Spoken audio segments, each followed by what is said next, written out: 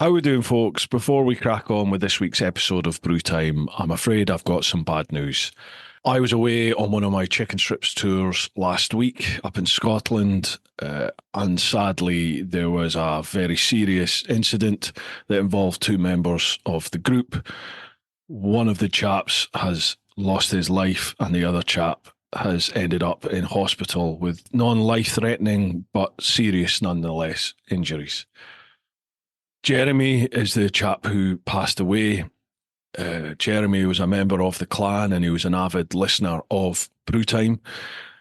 So out of respect to him, his family and his friends, I'd like to dedicate this week's episode to Jeremy.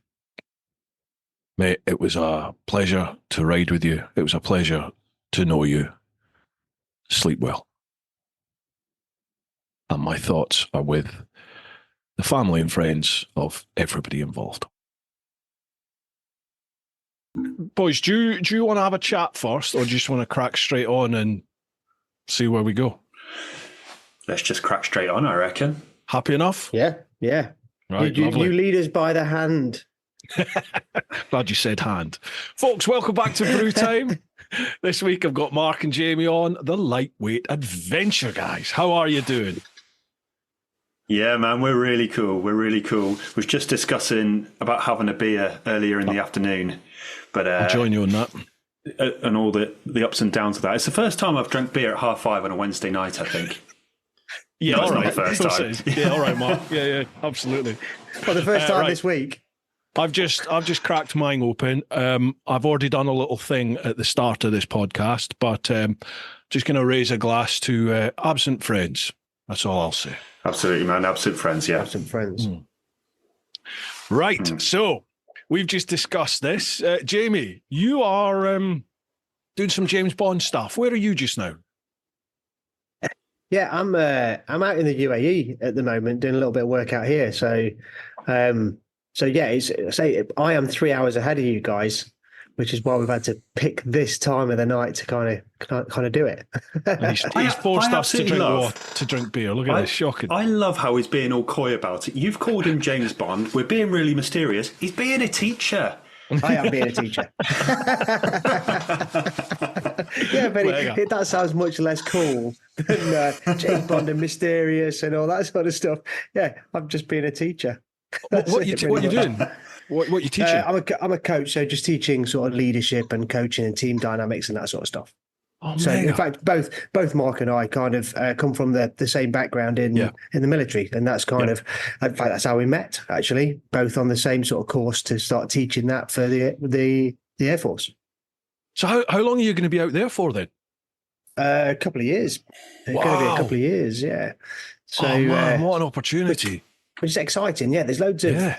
It does mean that things are going to change on our channel, regards like the sort of content that we put out. But yeah, we're still going to be producing stuff. But yeah, it's going to be some different stuff from me over here. So there's quite a lot of sand over here. So I've got to try and get good at riding on that. But that's exciting, you know. Going to go and have a play about in some sand dunes and explore what the Middle East has got to offer, really, which is going to be pretty awesome.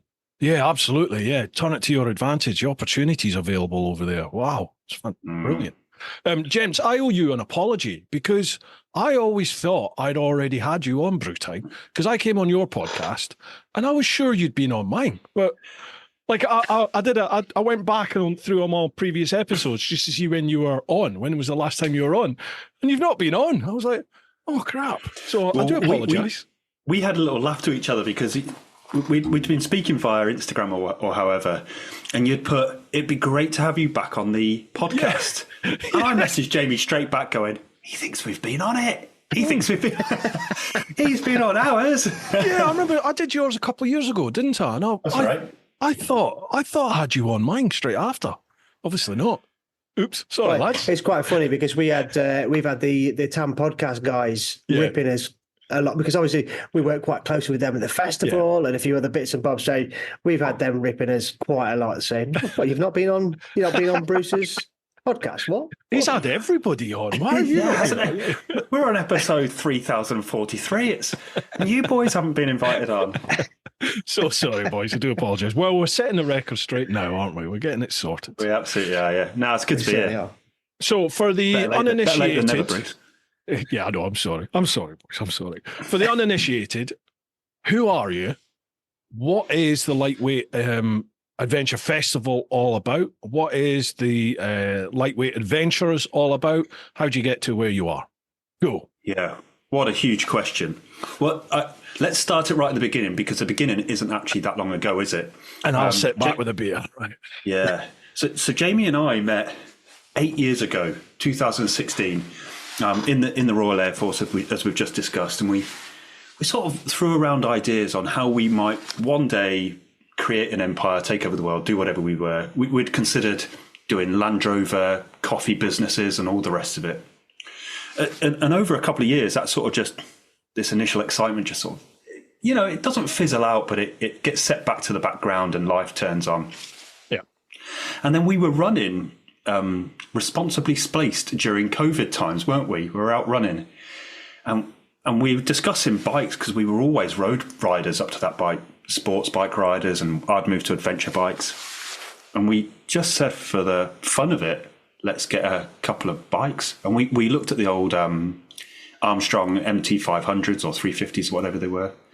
And we just, and that's how we got into adventure biking. It was as simple as that. We were running down this little track and we said, let's get a couple of bikes and we'll be mates on a couple of dirt bikes. Mm-hmm. And then weirdly, but weirdly, that all sounded so much simpler than our first iteration, because we did have something else that we tried just before that, didn't we? Oh, we tried some stupid stuff. Do tell. Well, oh man, you know how they say behind every relatively successful endeavour there's probably 5 or 6 failures. I reckon we could chalk that down to maybe 15 or 20 unsuccessful attempts, because we tried a couple of things, didn't we? But I think the first one that we did was a bit of leadership consultancy, because we were doing that in the Air Force. Mm-hmm. And actually that was relatively successful. We just didn't enjoy it as much, did we? And then it wasn't really floating our boat, was it? It was like it was what we do in our daytime, but if you want to do something as well as your day job, you kind of want that to complement it or be something quite different. So Marc, being an avid Land Rover owner for years and years, he's always enjoyed off-roading on 4 wheels, talked me into buying a Land Rover. So we then had a couple of Land Rovers that we thought, right, we can go off on adventures and, I don't know, go to Africa, and we could do all of these things and all these ideas of grandeur. The truth is we went down a few green lanes, but it did spark an idea that we thought was going to be a really simple thing to do. And the idea was to basically have a cookery channel, like an adventure cookery channel. That was the first one. And it was called Feed the Senses. That was the idea. Right. Wow. And it was to cook outside. But we had our very first. So the idea was Marc's always been a photographer, and he was going to be the cameraman, and then I was going to cook up. I've always enjoyed cooking, so I was going to basically throw together campfire cooking recipes and that sort of thing. Yeah. But we had this horrendous experience down on the south coast where we soon realised. I'm laughing. I don't even know what it is yet. We soon realised that in order to do any of this stuff, the amount of kit you have to carry was ridiculous. Marc had his lights set up, we had cameras going, we carried down a full kitchen unit type thing onto a beach in a little cove on the south coast to get this beautiful setting. A lot. Yeah. Went through a whole program, all the angles and all this, that, and the other. Got to the other side, tried to edit it. No sound. Well, all the sound was washed out by the sound of the waves and all this, that, and the other. The waves, the sea. We couldn't edit it because the sun was. We'd picked the blue hour because my photography brain told me to do that. But of course, the sun moved, as it has a habit of doing, and so every time we wanted to cut maybe a 20, 30-minute breakout while Jamie prepared something, well, you come back and the shadows would be wildly different. It was like a baptism of fire, and we'd struggled down this for 30 minutes down this little coastal path with a ridiculous amount of weight. I mean, we're used to carrying weight, and I think I've carried more into war zones. And we had underarms and on our backs, and it was clattering around. We looked like 2 little Boy Scouts, didn't we? Filmed it, had to clamber all the way up. and it was absolutely pointless. Didn't get anything from it. I feel your pain there. There's nothing worse than like audio failure. That, I mean, you can almost just deal with shoddy visuals if the audio's good, but when the audio's gone, that's it. It's done. But that wasn't even our first foray into content creation, because after we got the Land Rovers, we decided to do a couple of basic tent reviews and like little outdoor accessories, whatever. But we filmed 2 tent reviews, which did weirdly really well on YouTube. But we had to do them all in single take because we didn't know how to edit.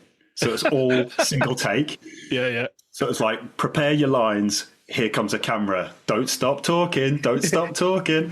Go. Yeah. Go.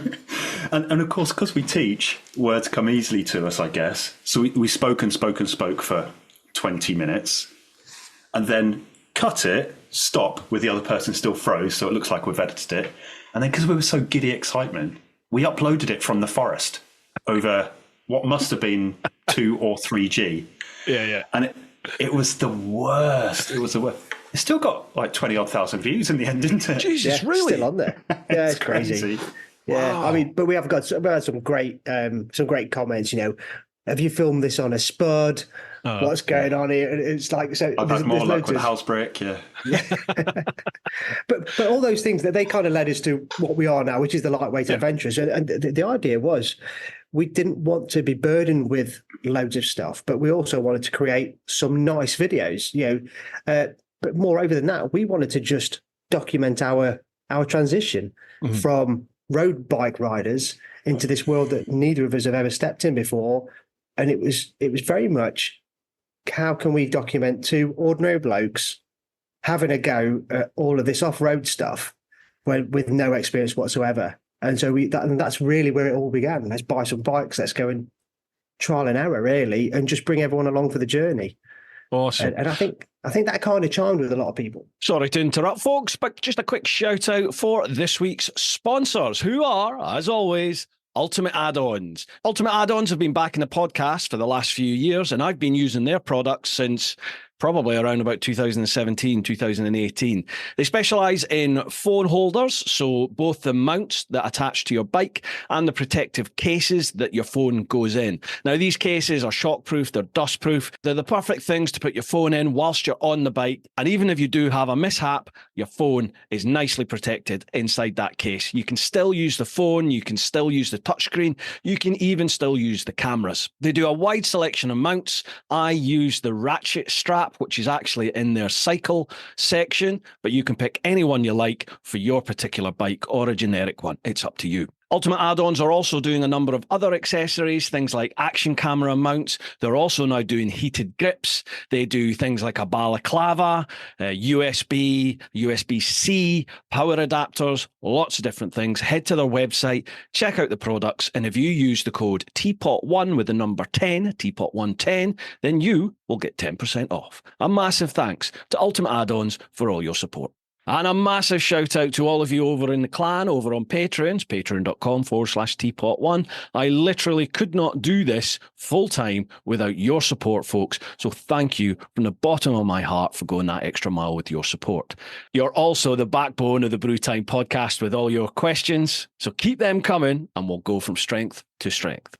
I was going to say, do you find, I found, although like my views in that aren't massive, I tend to find that I have a real solid sort of community. You know, like I have a real strong, engaged group that follow the channel, and everyone gets involved and they come along to ride outs. And you know, I'm blessed with a very strong, healthy Patreon following, and we do weekends away and stuff.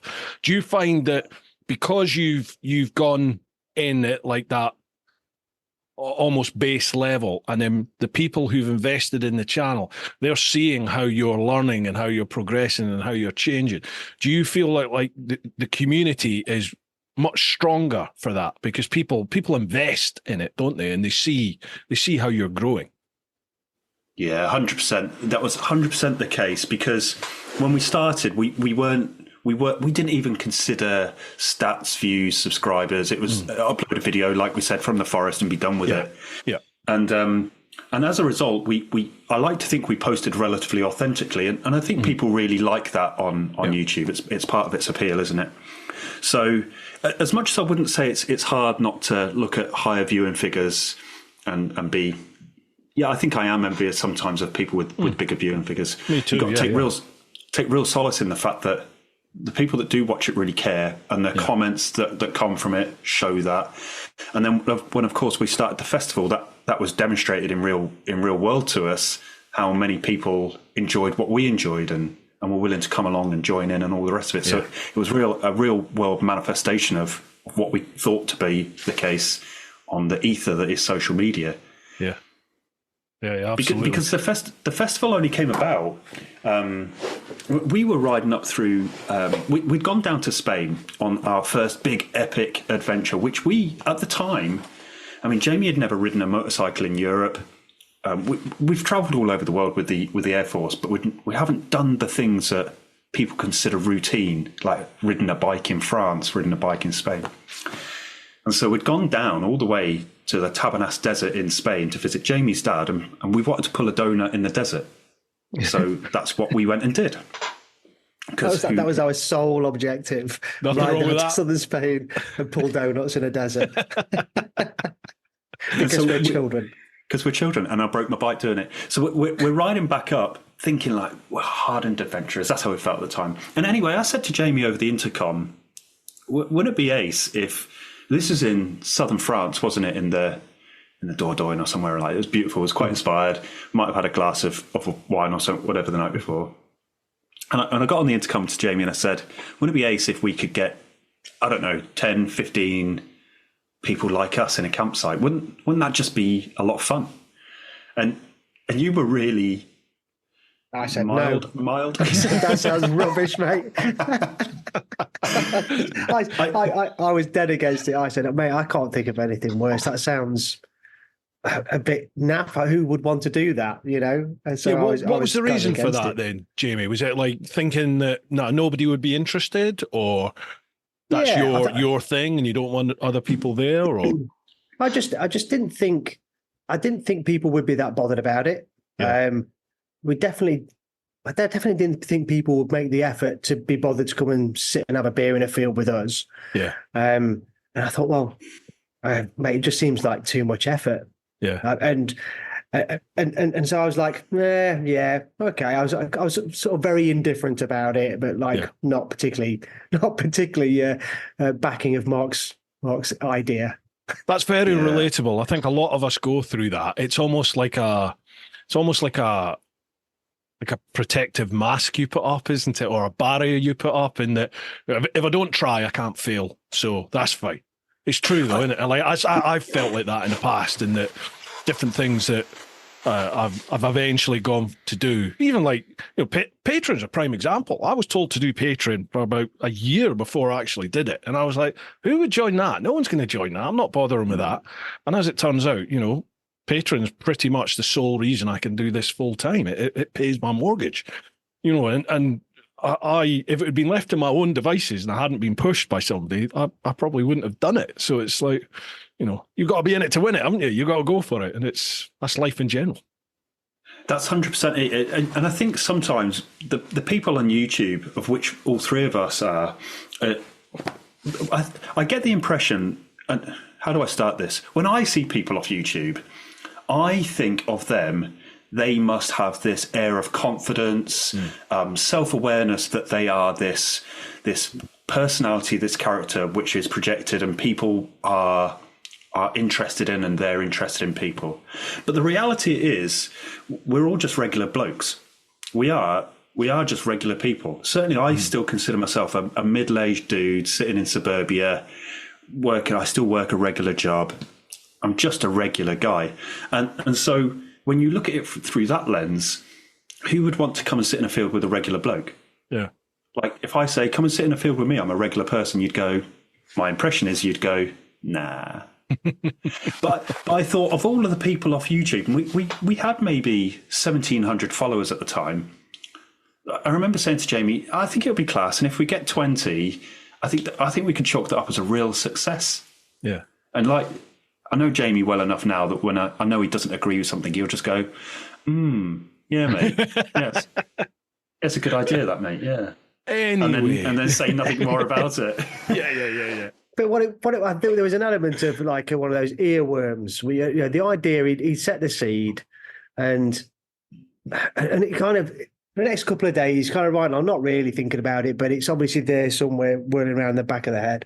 Yeah, and then I don't know how we got back onto the conversation, but it was like just chuck a post out, see who would be bothered about it, and it was just a simple, social media post. Hey, we're thinking about doing this thing. Anybody interested in joining us for a beer in a field somewhere in the Peak District? Mm-hmm.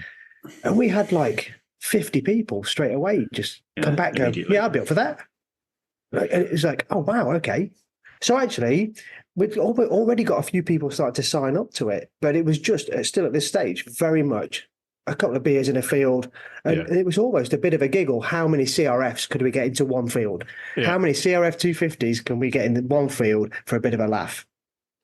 But it soon started to gather a bit of pace. And we had to kind of change tack a little bit quite quickly, didn't we? Yeah, there was a bit of a decision point because I then put a vote out. I think you can put a vote on the community tab, can't you, on YouTube?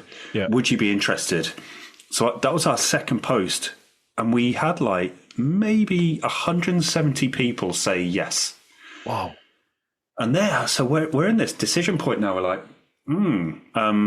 well, even if half of those come, that's 80, 90 people. That's a lot of people. So Jamie sat around phoning up campsites. Can we take over your campsite for a weekend? That's good money for somebody in the Peak District. And a few of them turned around and went, yeah, that sounds brilliant. You want to take the entire campsite? Great. We'll park all the cars down the bottom. And, actually, we're on motorbikes. You're on bikes, are you? Yeah, sorry, yeah. I'm washing my hair that night, sort of a response.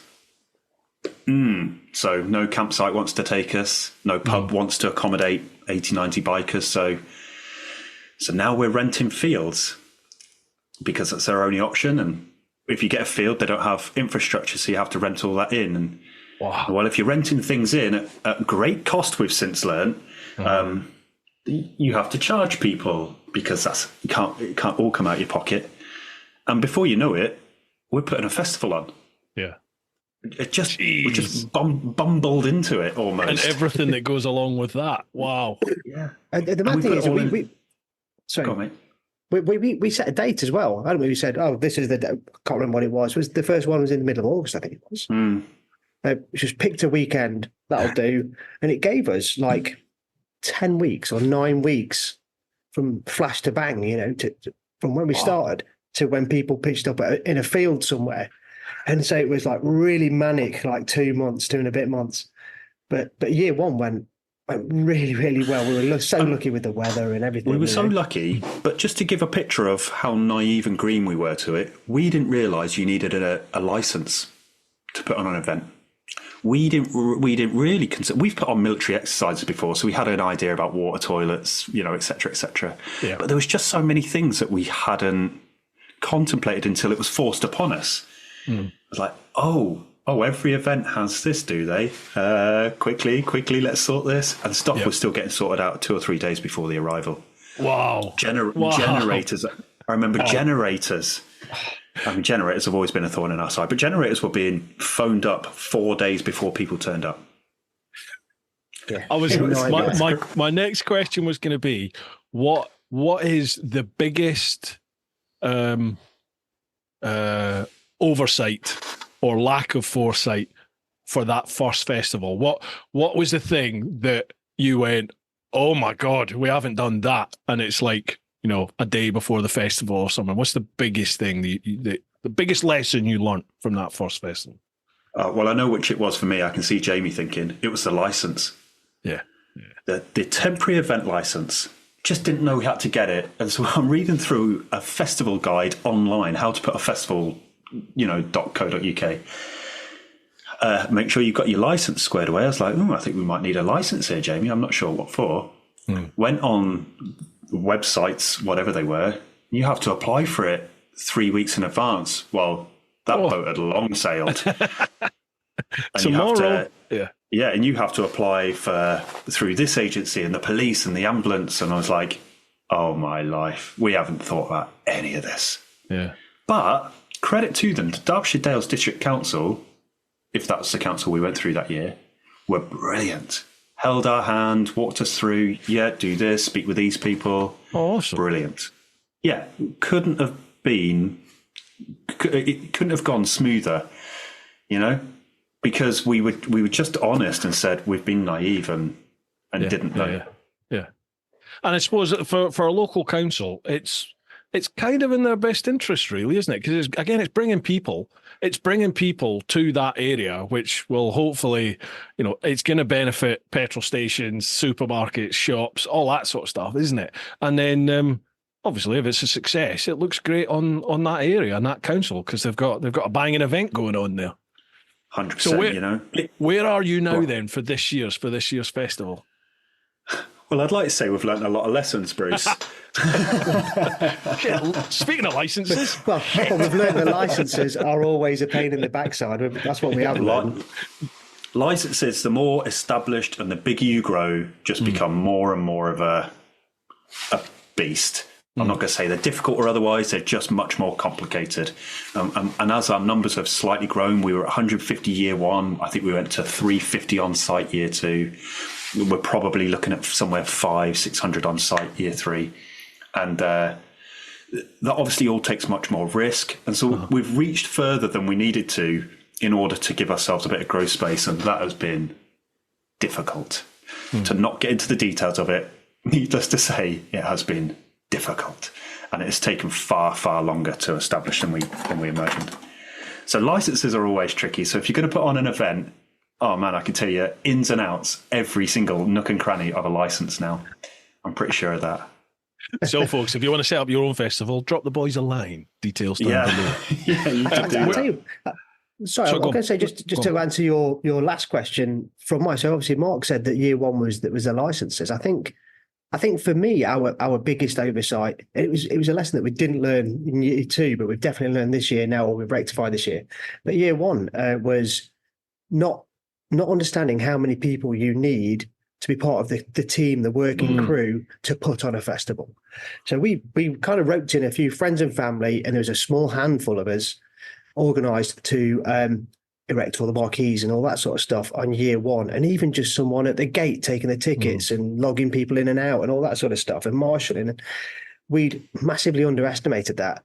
But this really does feed into what you were saying about the people, the biking community, definitely our followers, the people that year one was all about. Really, our channel is mostly people from the channel that were coming to the festival largely. But every single person pitched up and couldn't wait to get their hands on. They'd all bought tickets, couldn't wait to get hands on the poles for the marquees. The people were just we almost had to rein them in, and it was such an amazing sight. And I don't know if that's what made it even more special, that probably half the paying guests had a hand in actually setting the place up and helping the barman carry his barrels across to the bar and setting up the hay bales and all that sort of, but all of that kind of fed in, and it made this really unique sort of family feeling, like we've all put this on together. Just the fact that the two of us had kind of come up with an idea and followed it through and done the logistics of it, everybody else got to feel like they were part of the actual festival and the organisation, and that was a real eye-opener. And we still didn't learn that for year two because we underestimated it again and had a small team, albeit slightly larger than year one.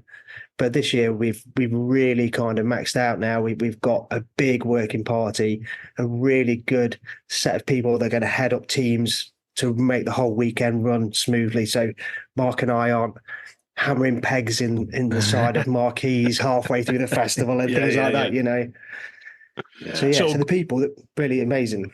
Go on then. Before we move on, plug the festival. When is it? Where do people go for tickets? Yes, so the Lightweight Adventure Festival is held in Tideswell Moor in the Peak District, 12th to the 14th of July. The festival this year has got two sides to it. It's got all the bits that you would expect from a festival. So I guess the music, the bar, the presenters, the talks, the cool bikes to look at. But we're also looking to launch the Academy of Adventure, so the educational side to it. Both Jamie and I are teachers, and all our videos predominantly have been about teaching something. So we're going to launch the Academy of Adventure, which is, let's call them workshops, but see them as a lesson, really. 5-10 people, hands-on, one-on-one almost with the teacher, where you can go and learn. Well, we've got people talking about how to pack your bike better, how to set your suspension up, how to change a tyre appropriately when you break down on the lane. We were speaking with somebody yesterday about what to do if you drop your bike in water. But also, so there's all those hard skills. We've also got people coming along to teach you how to build confidence before you go out on your first week adventure, how to unplan an adventure. I was speaking with Jade Rides, who's going to do one of our workshops, how to unplan your adventure. So how to get an idea, but restrain from planning everything. So you've got all these real hard skills and all these soft skills in the Academy of Adventure, which is going to sit in its own entity. But yeah, let's not forget that we still all want a beer in the sun, listening to some cool music as well of a night time. So yeah, it's a real 2-in-1 deal this year. Awesome. So there's that. It's Peak District, 12th to the 14th of July, and you can go to the website www.lightweightadventures.co.uk. £99 a ticket, which we have worked tirelessly to keep at that price. Lovely job. Links down below, folks. And we're also sponsored by the Influencer Store. Now, I've got some blurb to read out for them. The Influencer Store helps you build your brand, big or small, providing you with a solution and apparel. We help you to increase your fan base while supporting you with starting your own influencer clothing line with nothing more than just an idea and a design, and there are no hidden costs. For more info, come check us out at theinfluencerstore.co.uk or drop us an email at online@influencerstore.co.uk for more information. Now, all my current merch over at TeapotOne.com, that is all handled by Roger and Charlotte and their family over at the Influencer Store. So thank you for all your support. And lastly, a big shout out to all of you who are either watching a podcast or listening just now on your platform of choice. If you can share with your mates, tell people about the podcast and help spread the word, that really does help. And if you're listening on things like Apple Podcasts or Spotify, if you can follow and leave a review or rating, 5-star is preferable, of course, then that would be absolutely fan-dabby-dosy. All right, folks, let's get back to the podcast. Okay, so we have a lot of questions to get through. I posted up on Patreon and then posted up on Instagram and Facebook, and there's loads for us to get through. Are you all right if we just crack on and work our way through it? See where it takes us. Go through both of them. Yeah, there's a lot, boys. Genuinely, there's a lot. This could take a while. How are you set for time so I can gauge things? I've got beers. We're good. No worries. Okay, so first off, we'll head to the clan over on Patreon. So it's patreon.com/TeapotOne. First one, Mr. Giggles. Now, this, I've got to admit, this took me a while to work this one out. It says, when does Ronnie Coleman turn up? Lightweight. You know who Ronnie Coleman is? Do you know who Ronnie Coleman is? See, you can tell. Ronnie Coleman is ex-Mr. Olympia.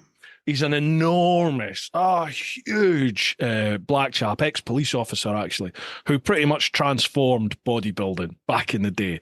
And his saying was, lightweights, baby! And he's literally got like a dump truck on each arm, and he's just like, so lightweights. That's what he used to say.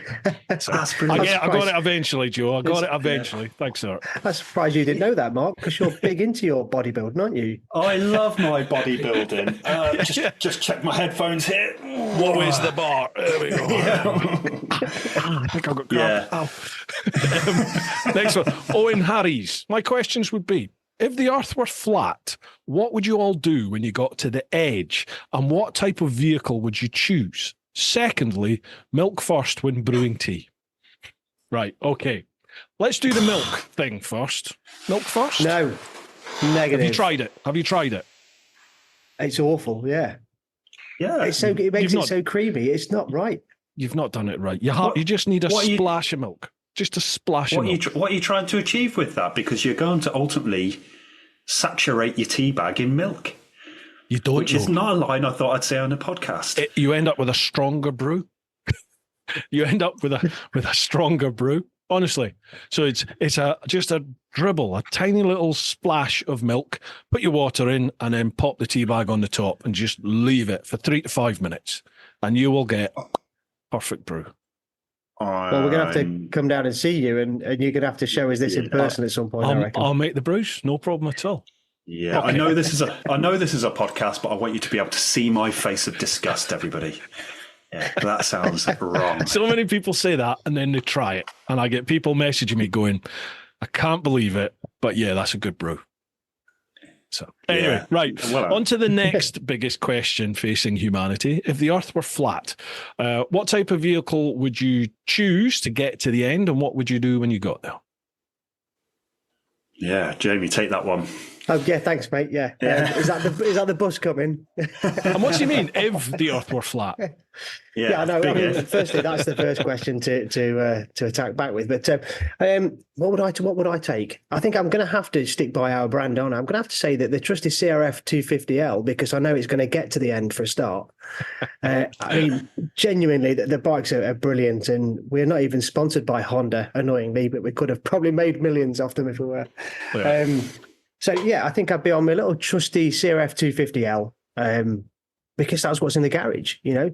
So that's what they say, isn't it? The best bike for you is the one that's in the garage. It's the one you've got. Absolutely. Yeah, exactly. It's the one you've got. No, wait. No, let's have a think about this, boys. You're not thinking about it straight. You've got to the edge of the world. Are you on land? Are you on water? Well, to get there, maybe you need to be in the air. I'm thinking because of our military background, RAF background, I'm in a helicopter. I don't know if I'm flying it. If you helicoptered off the edge of a flat world, what would happen? It would just fall out the sky, wouldn't it? Because it's got nothing to push down against, has it? What's creating the lift? It's almost like we're trying to disprove the world being flat here. Almost. We're trying to apply like physics to this. Yeah. Well, to be fair, just to, I mean, we can't let that comment disappear. I mean, Bruce, how do you think that they don't push? They don't just push air onto the earth. No, they don't, do they? They create a pressure difference, don't they? Like a normal aeroplane wing. Sorry. As I said it, I was thinking, they don't push again. No, yeah, that's right. They create the pressure push difference. Up from the earth. Yeah. Sorry. Yeah, I'll be over here. So anyway, I'm in the helicopter. Go on, Bruce. How would you get there? To the edge of the world. It's got to be on the jigsaw, isn't it? Take the jigsaw. Just take the jigsaw. You boys aren't thinking about it. Most of the earth is water. You're all going to be drowned. You need to come to the workshop to learn how to fix your drowned bikes. What if that flat bit of the earth you can get to the edge over land? What if you can? Right, so here's a question. Jamie's taking his little CRF, which you can spin on the side stand. You pull up on your jigsaw, front wheel over the edge. Yeah. How are you turning that thing around? I'm not. Just going to quadrophenia it. I've got to the edge of the world. That's it. Quadrophenia. Just, freedom! Done. Well, I mean, surely we just got to sit there and have a brew at that point, haven't we? We've got to get the milk out, then the tea bag, and then the water. Yeah. That's a very random question, Owen. Thank you very much for that. Yeah, thanks, Straight out Owen. the door, first one. Yeah. Right, next one. Andy, evening all. Just one question from me. Have they ever thought about trying their adventures on a sidecar outfit?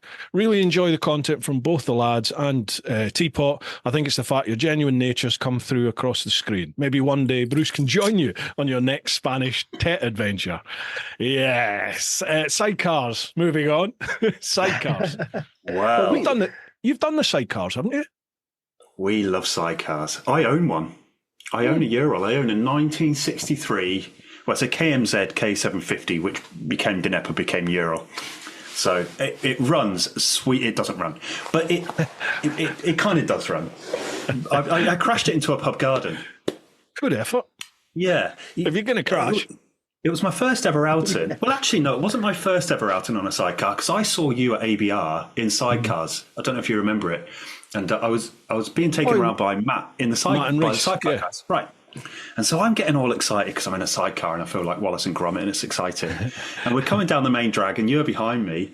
And without thinking, because I'm a bit of an idiot, I start kneeling up in the sidecar to wave at you. I don't know why I'm doing this. And I caught myself and I sat back down and I said to Matt, oh man, I'm so sorry. I could have got you in trouble. He goes, you won't believe this, Mark, but there's no rules for a sidecar. He says, you can almost do what you like. Almost. Wow. Yeah. Wow. I was fascinated by that line. The bike has the regulations, but the accessory, which a sidecar is, doesn't. I think I've got that right. Wow. What? Yeah, right? Well, I mean, I've seen in Europe, there's a big sidecar scene in Europe. And like I remember, I was going to my first ever bike trip, literally weeks after passing my test.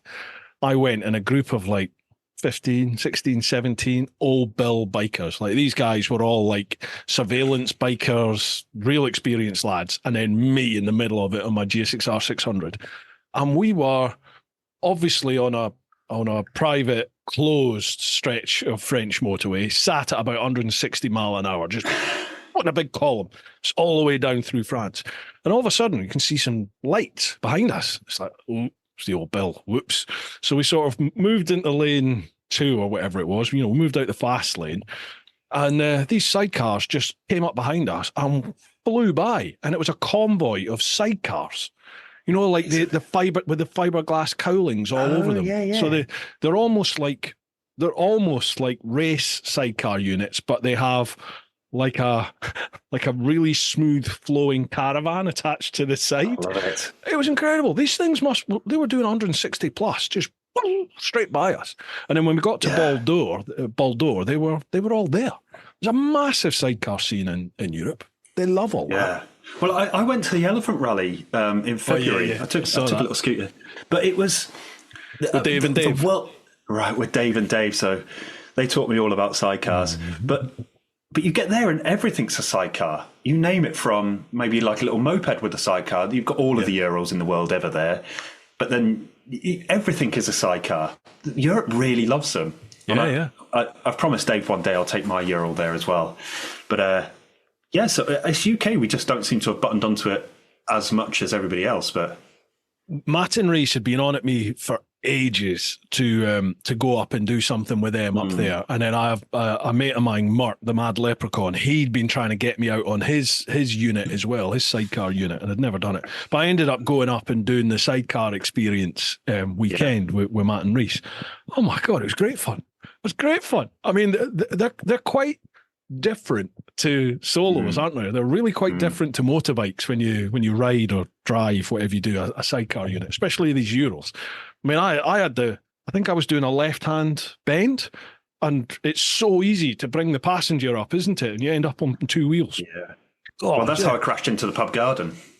I was test riding my sidecar. I'd had no introduction to them other than I'd bought one. I didn't have any weight in it, and and so I turned into this junction, and the sidecar flew up. And of course, what happens at that point is your bike goes straight. Yeah, and I ended up in the benches. Wow. The pub was closed. I'll give you that. The pub was closed, and I was a barman there at the time. So I peeled my bike out of it, quickly made myself down the road. But I told everybody, and they found it on the CCTV a couple of days later. So it does exist in the ether somewhere. Oh, we've got to see that. If anyone can obtain this, send it through. Tag us in the socials. Cheers. I'll try and find it. What about yourself, Jamie? Have you ever done the old sidecars? I've not. I was supposed to do it at ABR with Matt and Reese as well, but we kind of ran out of time. We got dragged off to something else. I can't remember what it was. And I said, I'll come up to Northumberland and go for the experience with them, because they keep asking us to come up and have a go. And I'm desperate to have a go. I was really excited when Marc got his sidecar, but he's been very lazy and not got it running. So it's been sat there for about a year now without actually taking me out in it. Although, I mean, you said you were saying earlier on, there's no rules about the accessories on the sidecar, apart from which side the sidecar is on. There's an official, like it has to be on one of the sides, like depending on which side of the road you ride on. Well, it depends. There's a lot of it. There's a couple of rules about when your vehicle was registered, how old your vehicle is. So if your vehicle's registered, I can't remember the exact dates, but if your vehicle's registered after the legislation was brought in, even if the vehicle was built with it on the other side, it's not allowed to be on the UK roads. If your bike is built and registered and was in the UK before the legislation came in. It's allowed to be on the incorrect side. So it's quite a confusing piece of legislation. It's quite clear, but it's also confusing. You know, you have to really look at it into the detail. So, well, you know what you're going to have to do then, Mark? Go on.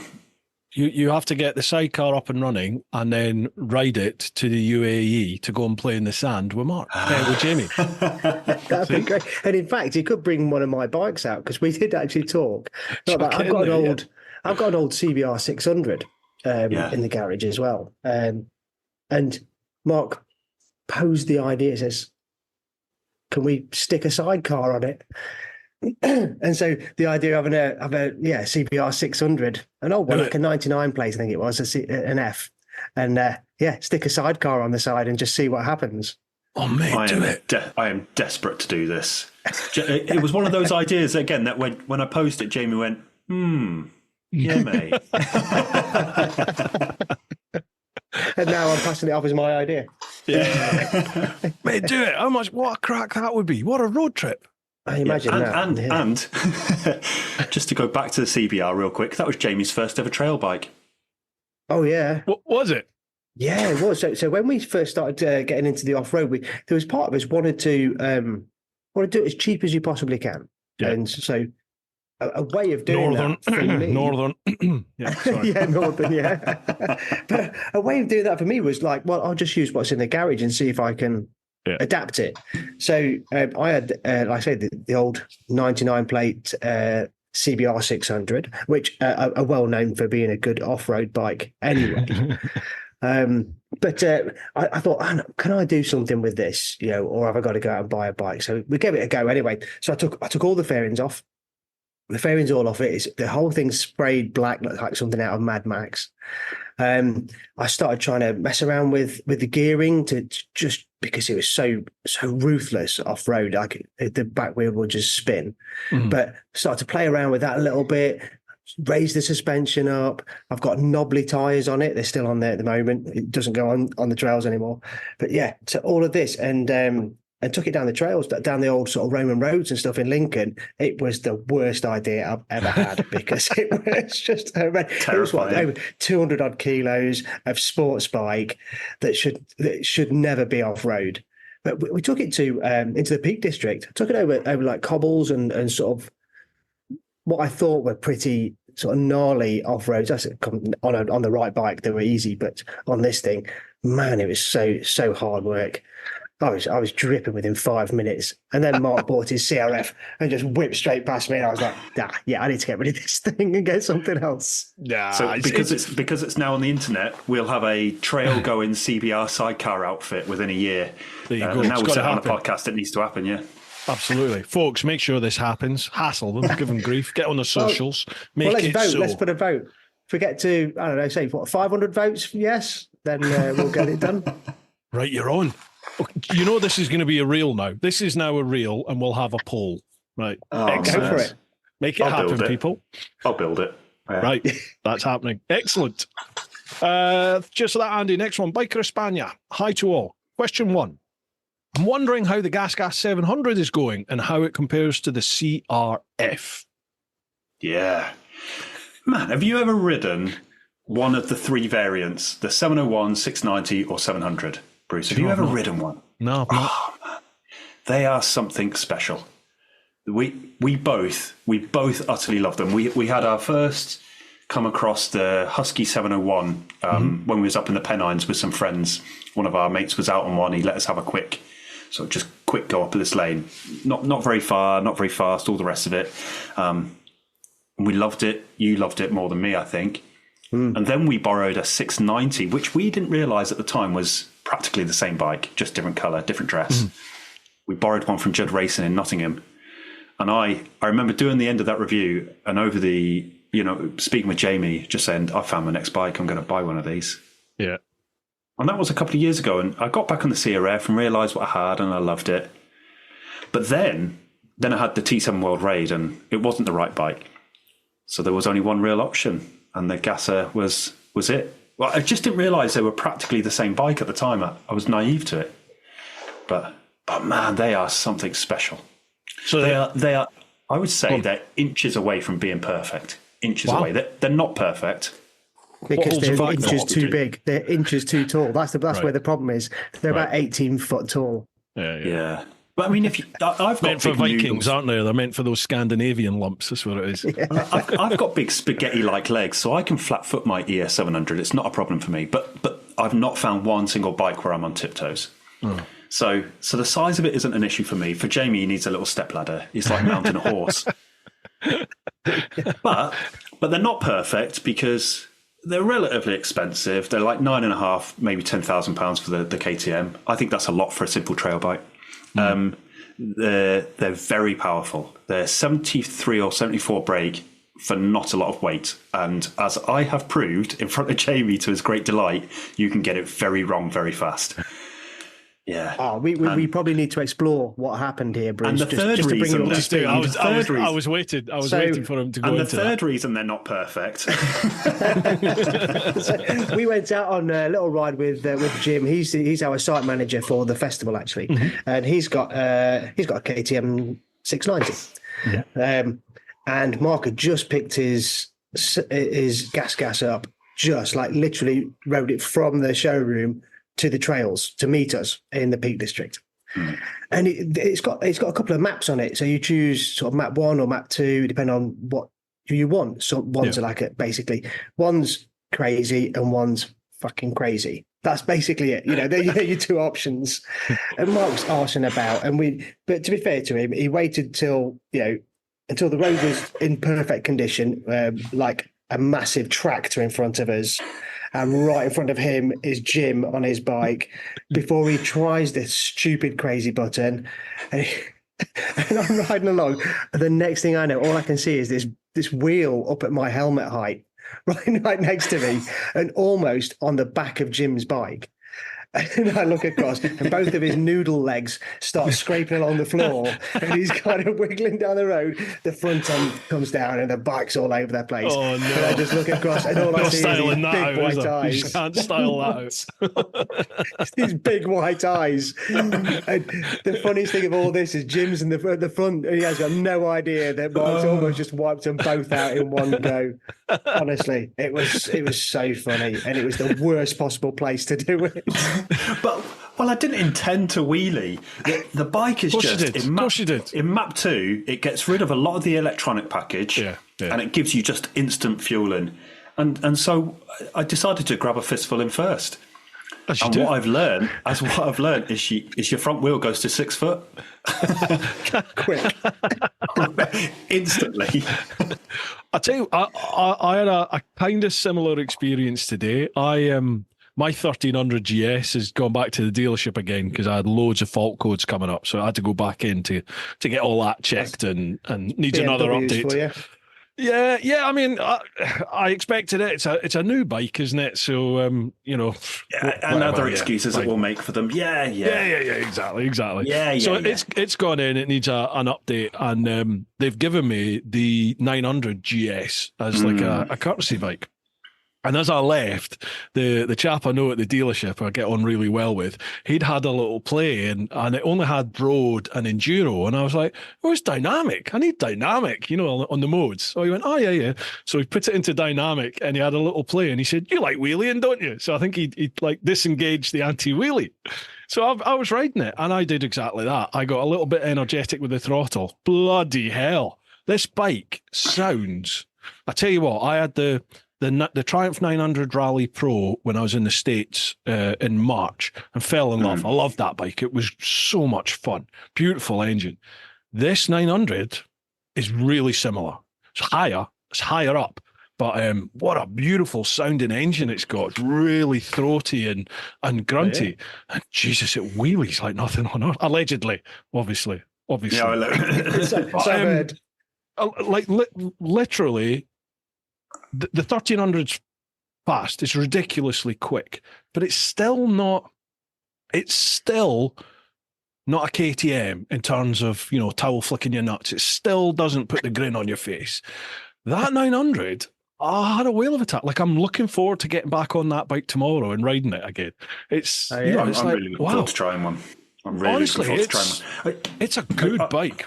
A lot of fun. I've got a real so far. I've got a soft spot for middleweight, if we can claim a 900s middleweight. Yeah, I've got a soft spot for that yeah. style of that soft spot of adventure bike. You know, we've tried the 900 Rally, the Taurus 660, the T7, you know, and all the KTM's in that weight range. I love them. I don't know if I ever get the most out of them because I don't do a whole lot of road riding. I like to take them down gnarly stuff. Whatever. It's the one bike that appeals to me, and then I think I'd really love it. I'd go and buy one, and then I'd take the little 250 out. It's that sort of a bike. Yeah. That's where I'm at with them, and I did exactly that with the T7, because you walk in and you go, it's a beautiful looking thing. It's moderately expensive. Well, I'm not going to take that on the trails. Yeah, I'll take the $2,000 250. That's how my brain works. But yeah, I am very keen to try one still. I think if obviously I don't do that much off-road type stuff. You know, I very rarely will do it of my own accord. I'll go and I'll do it if it's part of or like a ride that we're doing now. But it's certainly not top of my list. I much prefer road riding and stuff.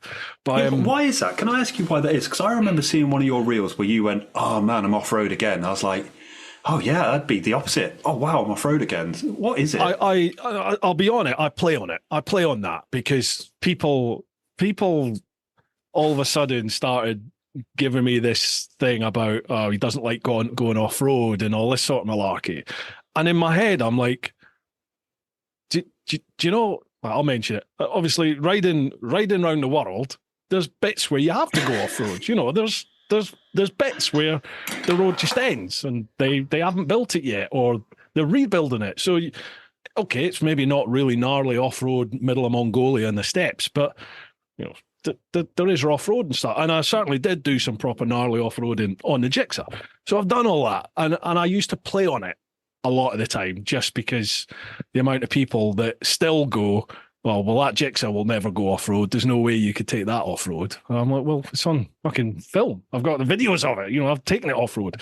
But anyway, so I played on it a lot. And then it just sort of became a bit of an animal from that, really, where people just expected me to hate it. And I don't really know what I'm doing off-road. So if the choice was to go road or off-road, well, I'll just take road because I've got a vague idea as to what I'm doing on road. So I do that. But then now I've done quite a lot of stuff off-road now, and I'm no expert, but I'm definitely much more comfortable and a little bit more confident off-road. So you know, I'll if it's there, I'll do it. But I would still take the road just because I enjoy road more. Off-road for me is, okay, let's get this done. And I actually enjoy road riding. Oh, wow. Yeah, I think we're the complete opposite. Yeah, well, I mean, horses for courses, isn't it? Like, there's people really out there that I've got mates that absolutely love riding in mud and sand and gravel and dirt, and they're not that fussed about road riding, and I'm the opposite. But well, say love. Yeah, fair enough. Yeah. But what I was going to say was, you know, with these, you're saying about the 900 cc's and the 700 cc's and all this sort of stuff. I'm kind of the same now. That I love the big CC bikes. I love the power. You know, the big adventure bikes and the Super Duke and all this sort of stuff. The big Harleys with the big engines. I love all that grunt and that horsepower. I kind of think for me now, I'd probably be better off with something like the 900, you know, the Rally Pro or this 900 GS, just because I was having a whale of a time. And I looked down and I was vaguely within the speed limit. And you're like, oh, I'm getting the same enjoyment from whereas before you were in dicey territory. Now I'm kind of enjoying myself. And that's why I love the little like 250 cc's or 125 cc's, because you can rev the nuts off of them and you're probably not even hitting 30. Well, certainly not when you're 20 stone. You're hardly even ever hitting 30 or 40 mile an hour, let alone 60, 70.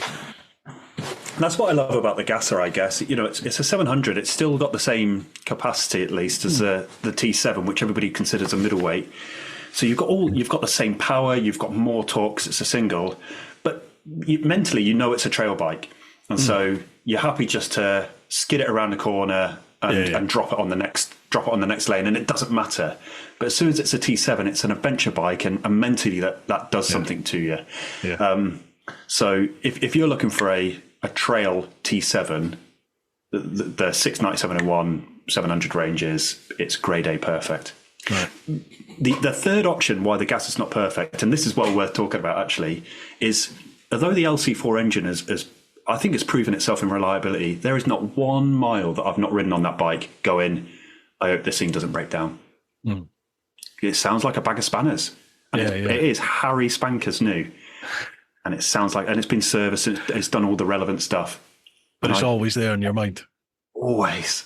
So it's not the perfect adventure bike, is it? It can't be. When I'm on the Honda, it doesn't even cross my mind, and I abuse that thing. I don't care for it 1 ounce. The Gasser, I'm always thinking about it. Well, it's a KTM. Of course you are. Exactly right. Is that true still?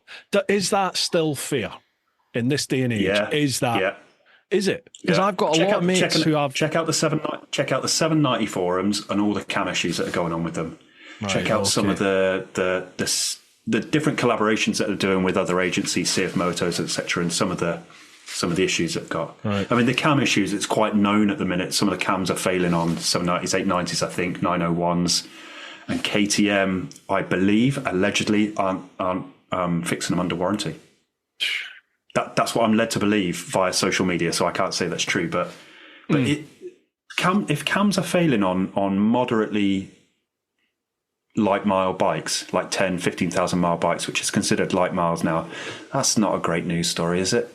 No, especially if they're not doing anything about it. Like people seem to have this glee at especially the new 1300 with the GS. There is so much vitriol out there from the usual GS hating wankers that, I've never even sat on the bike, let alone ridden it. But any news that there's an issue with it, they love it. They get all over it and just slate it. I just think, okay, they've had an issue, but they deal with it. They bring it in. It's a pain in the arse, but they deal with it. They get it sorted. Does it cost you anything other than your time to get the bike there? And sometimes they'll even come and pick it up, but they'll deal with it. And I was going to say, it feels to me like KTM were changing, because I've got quite a lot of mates with KTMs now. Tends to be the bigger adventure bikes, the 1290s, that sort of stuff. And every time I speak to them about it, they're like, I've had zero issues, absolutely no issues. And I think those 1290s are great, by the way. They are. I love it. We test rode that 1290, and honestly, the way KTM set it up, the way it holds its weight. We took it off road, and it was just such we took it down the same lines as a 690, and it behaved every bit the trail bike. It was brilliant. Yeah. And you know what? I take your point actually, because I think the build quality has got far better, and I think the reliability is getting far better. And certainly, if you buy a bike within the last 2 or 3 years, I think that you're onto a relatively safe bet. And I've not had any personal experience of KTM or Gasser not looking after you. It's just worrying when you're always getting these little reports, and they seem to grow legs about, any other brand probably would have stumped that out. You can't imagine a Honda with a cam issue getting that big a announcement almost, can you? I know, I mean, this is fairly isolated, but I have a friend who may well be listening to this, actually. So all of you are, hi. He has an Africa Twin, which has spent more time in the dealership than he's actually ridden it. This thing has just been issue after issue after issue after issue. And he's at the point where I think Honda are saying it's the dealership's issue. The dealership are saying Honda need to deal with it. The finance company are saying, well, it's the dealership or it's the manufacturer. It's one or the other. Nobody's taking ownership. Nobody's taking the blame. And he's just sort of left with a bike that is not fit for purpose. And he's like, what do I do with this? And this is a Honda, you'd imagine Honda would look after you. I think it's a bit ridiculous to have the arse if a bike has an issue, because bikes are just going to have, they're engines, they're mechanical things, aren't they? They're going to have an issue probably at some point, but it's how it's dealt with. And it's always how it's dealt with. And they just don't seem to be dealing with it at all. Like there's no ownership of the issue. Like, Well, they're not this is used to things going wrong, are they, Honda? That's the problem. What do you mean it's broken? You've got it wrong. It's like, look, come on, stop being silly. Lads, let's be honest. Joke's no longer funny. But to be fair, if we read the comments down below, you'll probably find there's a few a few ex-Honda owners. Well, when I first got mine, actually, we took it straight over to Wales. It had a few hundred miles on it. That was it. It had had its first service, and we decided to go and ride the Tet Wales north to south. Done. Yeah. So brand new bike, 600 miles or whatever it had on it. And I burnt the clutch out on that trip. And I took it back to Honda, and I basically says, look. In fact, I don't think it did even have that. It had like it's very only 2 or 3 few miles. Yeah, it wasn't very much. But anyway. So I took it back to Honda and I said, look, it's a brand new bike. I had it a few weeks. The clutch is gone. And they were like, yeah. So that's not normal. It's brand new. It's brand new. And it was trying to sort of say that it was rider error. And maybe it was a little bit. But even so, it should be able to withstand a few hundred miles of use on trails. And there was a part of them sort of actually arguing back that, have you taken it off-road? Well, that's why the clutch is gone then. It's a dual sport bike. You built a bike to go off road, and so eventually, after a lot of arguing, they did fix it. Stuck a new clutch in it, but yeah, actually, my experience with Honda fixing problems that they should fix has not been great. In all fairness, I mean, nothing else has gone wrong with the bike, but yeah, fair enough. Yeah, it's always how it's dealt with, isn't it? And that 100%. Leaves a bitter taste in your. If it's not the way you want it or expect it, it leaves a bitter taste in your mouth. I've had it with BMW, 100%. And so I just go to a different dealership and all right, vote with your feet. Just off you go somewhere else. That's the deal, right? Right, next question from Biker España. He says, Tet, Spain or the UK? Which is your favourite? They are both brilliant. we love the Tet. So we've ridden a large majority of both countries. It's hard to not say Tet's brilliant. Tet Spain is brilliant because you've got cheap beer, sunshine, and you're on holiday. So all of the things that aren't Tet make the Tet better. They're just very different. They are very different. I like Tet UK because I can go and ride it tomorrow if I wanted. I think my favourite has to be France. Oh, Tet France is magical. But Tet France is magical. But I think out there too, like Spain and the UK are two very different things. Spain's brilliant because you spend almost all of your time off road, and if that's what you want, the Tet's brilliant for that. The UK Tet is linked with roads, which. You get some really nice long bits, but Tet Spain is fantastic. You can jump on the Tet and you are off road for hours and hours, if not all day, and it's brilliant. And genuinely, it's brilliant for that. And there's some pretty gnarly and cool things to see. But I think if you're going to go for technical and British beauty, green fields and all that sort of stuff, then actually there's some really nice areas of the UK to see which are very accessible through the Tet. So. I don't think it's a fair question to say which is the best. It all depends on what you want from your trip. If you want to spend loads of time off road, Spain's brilliant. Go, make sure you take some sun cream and have a great time in the sun.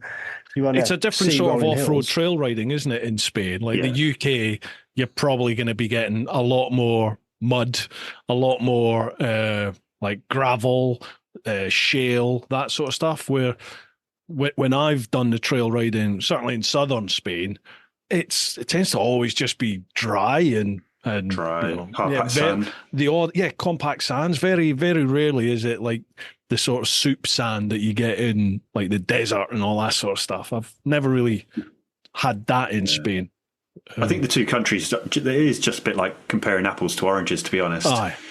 Yeah. If I had to spend a week trail riding and I could only spend a week either in UK or Spain, it would be Spain. Is the honest answer, because it's easy riding, cheap beer, sun's on your back. It's just amazing, isn't it? Yeah. I mean, the Pyrenees in northern Spain is just what an amazing place to go riding around as well. That's just gorgeous. We've not exploited that anywhere near as much as we should. Yeah. But we've got friends that have been there, and I suppose, you could. I'd probably go for that, plumb for that. Probably say Spain and probably the northern or the very southern parts of Spain. Gotcha. Personally, I'm in the Pyrenees. next month, June, second half of June, actually. Bit of road tour. Taking a group out on a road tour around the Pyrenees. Can't wait for that. There's me saying how much I love off-road, but even I would love to do a road tour in the Pyrenees because it's that beautiful, you know? It just is that amazing. I mean, you nearly crashed in the Pyrenees because you're just looking at beauty. Jamie, you nearly rode into a barrier. What was it not? Well, I've got it. I've got it on film, so it definitely happened. Yeah, we came down this big pass, and it was just sort of entering the Pyrenees. So we've done a lot of roads and all that sort of thing. It's got a bit monotonous and boring. And it starts to build, doesn't it? And we came around this corner, and it was just you're presented with just this view that takes your breath away, and you're like, oh, that is incredible. You just start staring at it.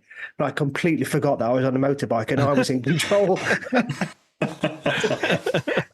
And then, like at the last minute, I was like getting very close to this barrier, and it like sort of snapped out of it. And Mark was like, "Mate, what are you doing?" I was just like, "Looking at that, mate." And then he says, "I'm just looking at the beauty." I think I still hold the Picos above the Pyrenees personally. For road riding on a bike, I think I would still go. Yeah, I think I'd still take the Picos. Be interesting to see because it's been a while since I've been to. It's probably a good 4 or 5 years since I did the Pyrenees. So yeah, we'll see. We'll see by the end of June. I'll know. Question 3: who is the most organised? Oh, Mark. Yeah, me. Next question. Really? it's like without doubt, yeah. If you want something on time, if you want something where you know it is, if you just want something done, me.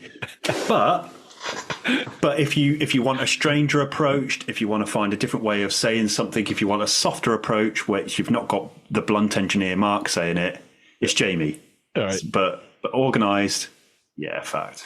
Yeah, Each morning it used to wind him up because we used to get up and pack our tents away, and I would be packed, like staring at him, right, when are we getting on the road? And he's pulling socks out of his hats and his pants out of his sleeping bag. And I've always been the most disorganized soldier. Yeah, I was never like, even my fieldcraft's never been brilliant. Like, you know, I'd go out with people, and I had these friends that would sleep in a bivvy, and he did this to me one morning. He woke up, and without even opening his eyes, really, it's still dark. It was like 5 a.m, or whatever it was, and his hands just started to reach into different pouches on his webbing and pulling different things out of his bergen, and then like. The next time, then I just looked across, and he was stood there dressed, and everything's packed away, and it's done. And I'm like, how have you done that? And I'm still sort of laying in my pit. And so I was like, right, let me give this a little go. And basically, I just had to effectively pull a pin of my bird, and it just exploded everywhere. All the kit's all over the floor. And I'm just kind of running around, dragging all this stuff to pack it back in the bergen again.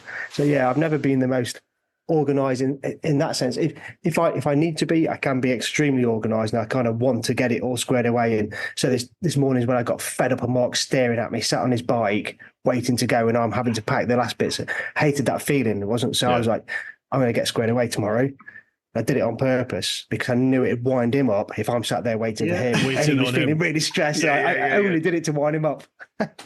I go through these stages. I can be just like that, Jamie, where I mean, like, if you could see the state of my office, my desk and everything at the moment, it's horrendous. And I'll be like this for weeks, if not months, where it's not even organised chaos. It's just bedlam and chaos around here. And it plays on your mind, you know, like, if I'm working somewhere that's untidy and unorganised, that's kind of how my work process is. Like, trying to focus on like editing or specific thing of editing, I almost can't because of all this confusion going on around about. So at some point the switch goes, and then it's just like, oomph, everything gets tidied away and everything's immaculate. And then I'm really structured for like a week. And then you just, you know, you get a bit of post that you need to look at, so you open it and put that at the side of the desk, and by the end of the week it's all just stacked up everywhere and it's absolute chaos, and then I'm back into that thought process again. Exactly the same for me. Mark loves a spreadsheet. Mark loves a spreadsheet. Self-feeding, don't you? Oh mate, he is that boring. Honestly, that is exactly how boring. How boring is Mark? He likes spreadsheets and pie charts. Spreadsheets and pie charts. Color coded, obviously. Yeah. As soon as I've got an idea and I want to pitch it to Jamie, I'll go, mate, I've created a spreadsheet. And he'll go, oh, you love a spreadsheet. It's the only way I can see things. I can plan on a spreadsheet. I love it. As soon as I've got an idea, spreadsheet, done. I'm visual. Maybe that's what I need to do. I need to see stuff. Like, people can talk till I'm literally blue in the face if they're just talking at me. I can't picture stuff. I have to see it. Like, even just writing it down and letting me look at it written down, then it seems to go in. Or, like you said, if it's a graphical representation, then it goes in. But somebody just talking to me, I'm like, oh, what? Yeah, exactly where I'm at. And I've got very little. I don't know. In social context, I don't always present the right face. So if I'm thinking about something because I'm trying to process what you're saying, my face tells you to sod off. But that's not actually what my brain is telling me. But that's certainly what my face says. And so if I can read it, at least I can hide my face a little bit and sort of, Otherwise, if you're telling me, I'm like, but I am listening, but I'm not. I always feel like I'm smiling, but so many people come up to me and go, Jesus, what's wrong with you? I'm like, what are you talking about? He says, you got a face like thunder. You look like you're going to kill someone. And I'm like, in my head, I'm like this. I feel like I'm beaming. And obviously it doesn't come out that way. Well, never mind. Right, next one, David McCracken. I believe you've headed. Yes, right. I believe you're headed to the Americas soon, which looks amazing. Are you concerned about safety on this journey, considering the recent bad experiences that Nick and Beth from Monduro de Tontos had? What safety and security precautions are you taking for this trip? Yeah, that was terrible, wasn't it? That poor couple. Yeah, really bad. I'm not concerned about safety because Marc's going. So yeah. Am I worried about security and safety? Yeah, hands down. It's probably my biggest worry about it. Really? Whenever I've travelled with the military, or it's been on holiday to a tourist destination. But naturally, when you head to a military establishment, it's going somewhere tasty anyway. But you've got a machine gun, so everything's cool. This time, I'm not taking the guns naturally, and it's very out of the unknown for me. So I don't know. So I am worried about it. Yeah, and I've put very little in place to really control that. I guess that's part of the reason that I'm going to the Americas, to sort of test myself and pitch myself against it a little bit, just to see how I am. Don't want to get all pink and fluffy here, but I do want to go and try and find myself a little bit, in that I've never really tested that part of me out, and I'm in my mid-40s, so it's time to do so. Yeah, I am worried. I've been speaking with people who are in the Americas at the minute, and they do tell me, rightly so, of all the good things that happen. And how we don't hear them. But of course, you get a couple of really bad pieces of news, of which this is one of them, obviously, because they get and it plays, and it plays on your fears. Yeah. Disregard the thousands that have gone through and had a brilliant time. Mm-hmm. Yeah. If I can give you my mechanism coming in, isn't it? It is. Yeah, it is, and it's also your background as well, and I can sympathise with that 100%, because I was the same in West Africa. Coming from the police background, where your risk analysis and your risk assessment part of your brain, I mean, that's effectively how you do your job, isn't it? In the military, I'm assuming, must be exactly the same. You're constantly looking at a situation to weigh it up and determine, right, is this going to kill me? Is it going to kill somebody else? Is it going to be good? Is it going to be bad? Like, what level of risk am I looking at? And I found that frame of mind was really detrimental to my experience in West Africa, in that, things were going on. But I look back now and I think, if I wasn't so hyped up and already, on the back foot and on the defense for everything, if I wasn't already in that frame of mind, if I just approached it like a lot of other travelers do, where, we'll just see what turns up, you just see what today brings, which is the attitude that I brought to the trip after that whole experience in West Africa. Everything just rolled so much better after that. And I felt like I was never under the same level of threat that I felt like I was in West Africa. So I look back now and I think, okay, you might get robbed. These things happen, but are they going to kill you? No, because if they're going to do that, it'll happen straight away. It's not like you're going to be sat there and 10 people that day are going to be pointing guns at you and asking for money. That's just how they do that thing over there. I mean, South America, I didn't experience any of that in South America. Even in Mexico, where everyone told me I would die, El Salvador, where everybody told me I was going to die. Some of the nicest people I met in the Americas, just really, really nice, welcoming, hospitable people.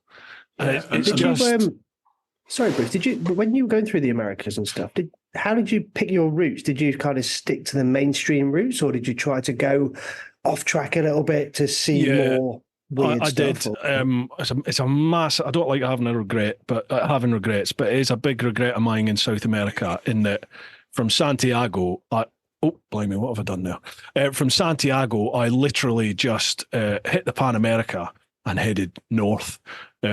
So that's a big regret. I wish I'd explored more. I did a little bit of exploring up into the mountains in Peru.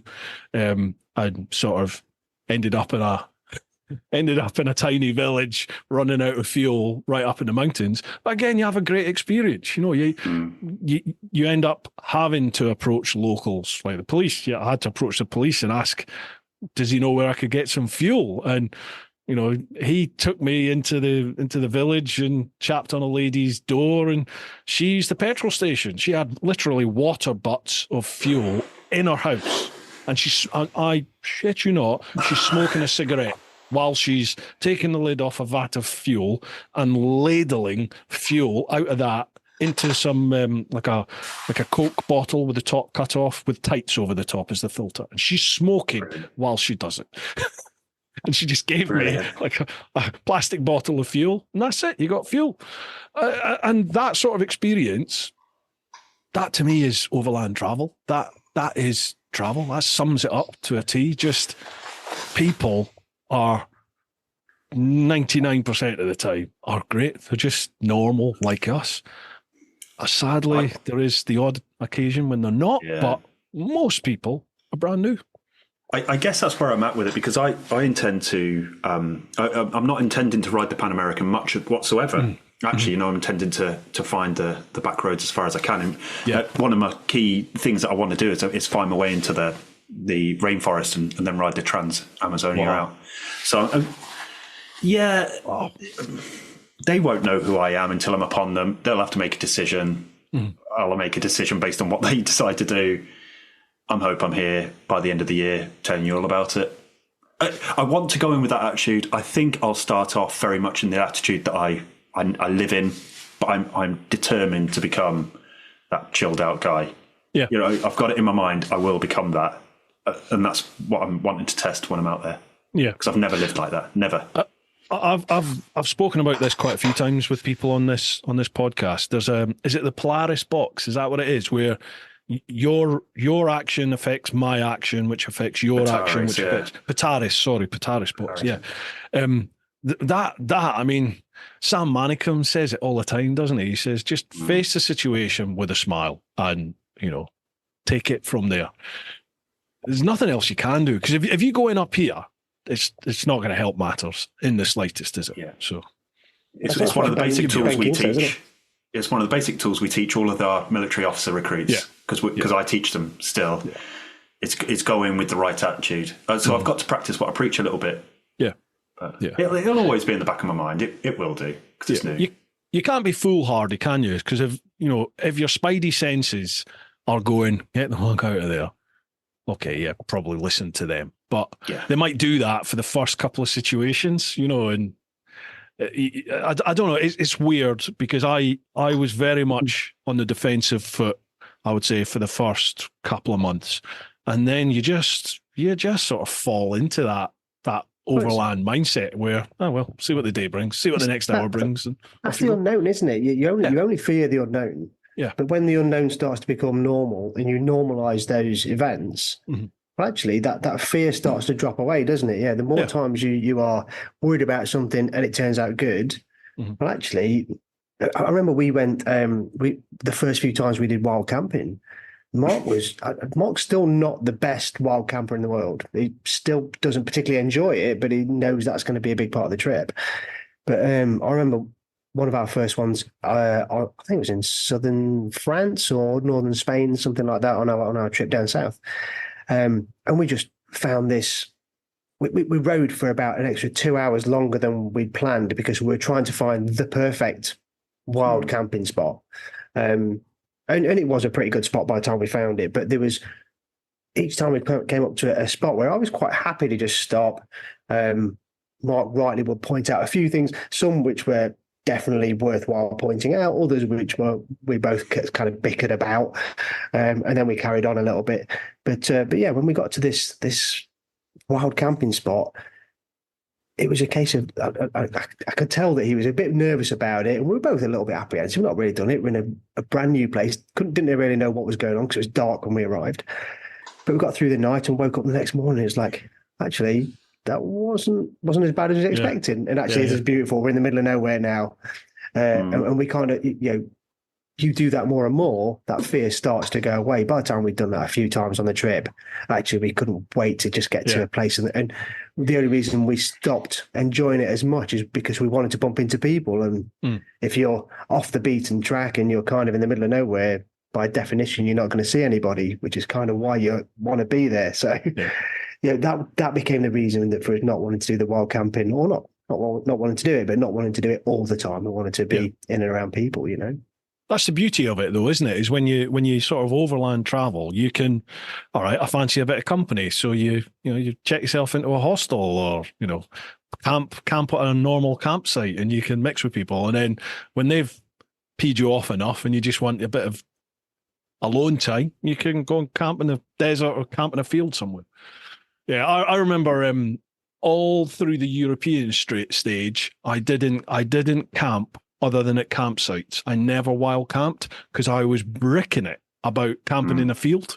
I don't know why, I was just really worried about camping in a field. And then, as you said, Jamie, after that first time that I actually camped wild, it was like, oh my God, this is awesome. Like proper freedom, isn't it? You just do what you like.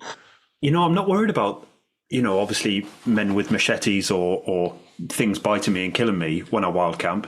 Yeah. What I'm worried about is a ranger coming along going, you can't camp there, mate. And the embarrassment of having to move along and the hassle. Yeah.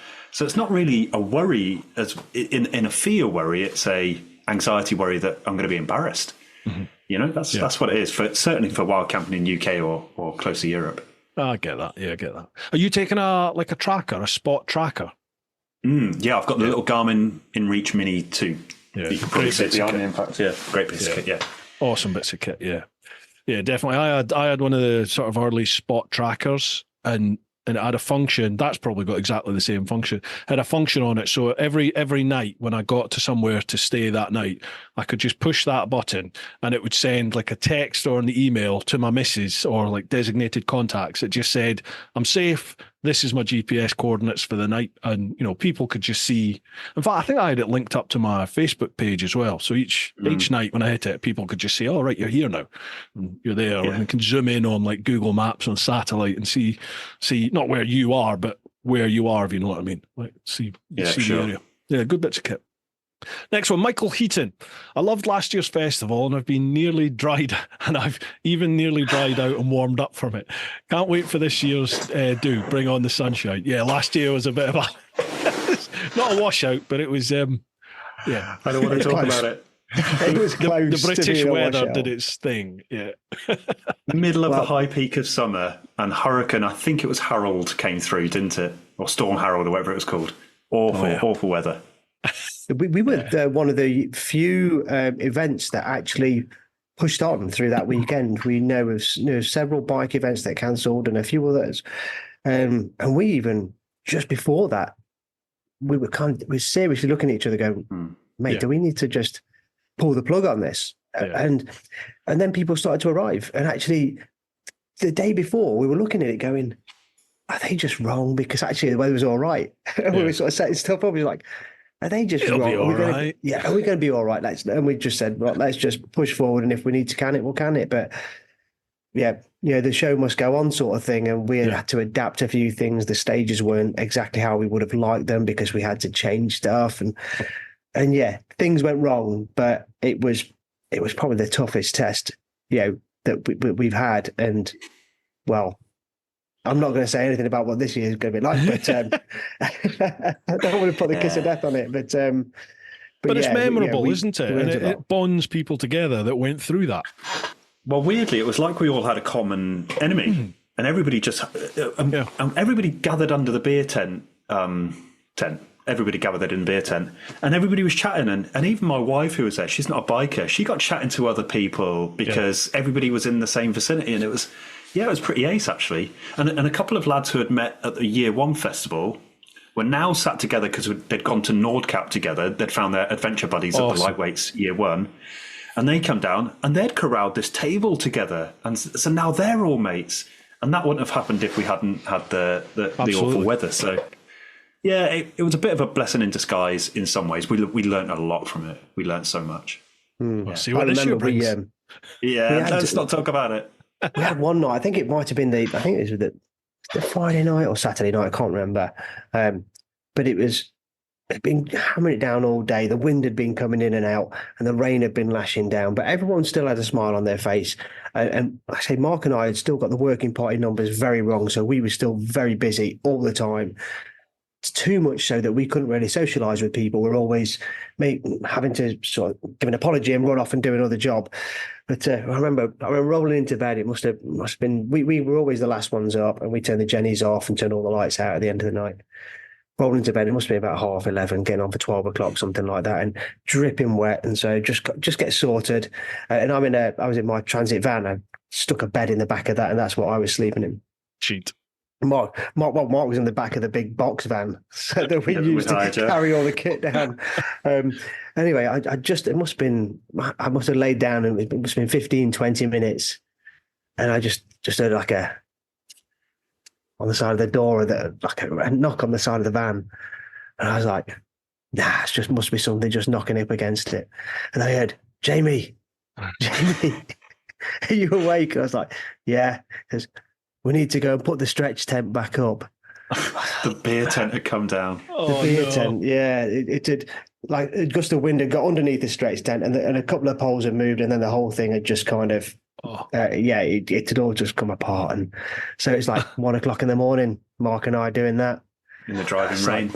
Yeah, no idea. What you want to be doing. Yeah. Stood there going, it's one of those moments in your life you say, why am I doing this? Why am I doing this? It's proper type 2 fun. You know, when you're out on stag on guard, or you've got the night picket, you're on exercise or something similar to that, and the rain's coming in. And it's fun. You know, they've tried to convey it in the army message, the army adverts about this is belonging. But it's right. It's at those points when you're in the darkest, most tiredest, wettest. And absolutely, yeah. And then you just find yourself in hysterics, don't you? Yeah. I remember looking across to you going, what are we doing, mate? Those moments of adversity. And that really is it, isn't it? You know, and you look at each other and you go, well, whatever happens, we're in it together. Yeah. And then about 4 hours later, we're back out there again, testing everything because we wanted to make sure it was all good for everybody, all these paying people. So make sure the next morning we were the first ones up again, tighten all the straps again. Everything was good.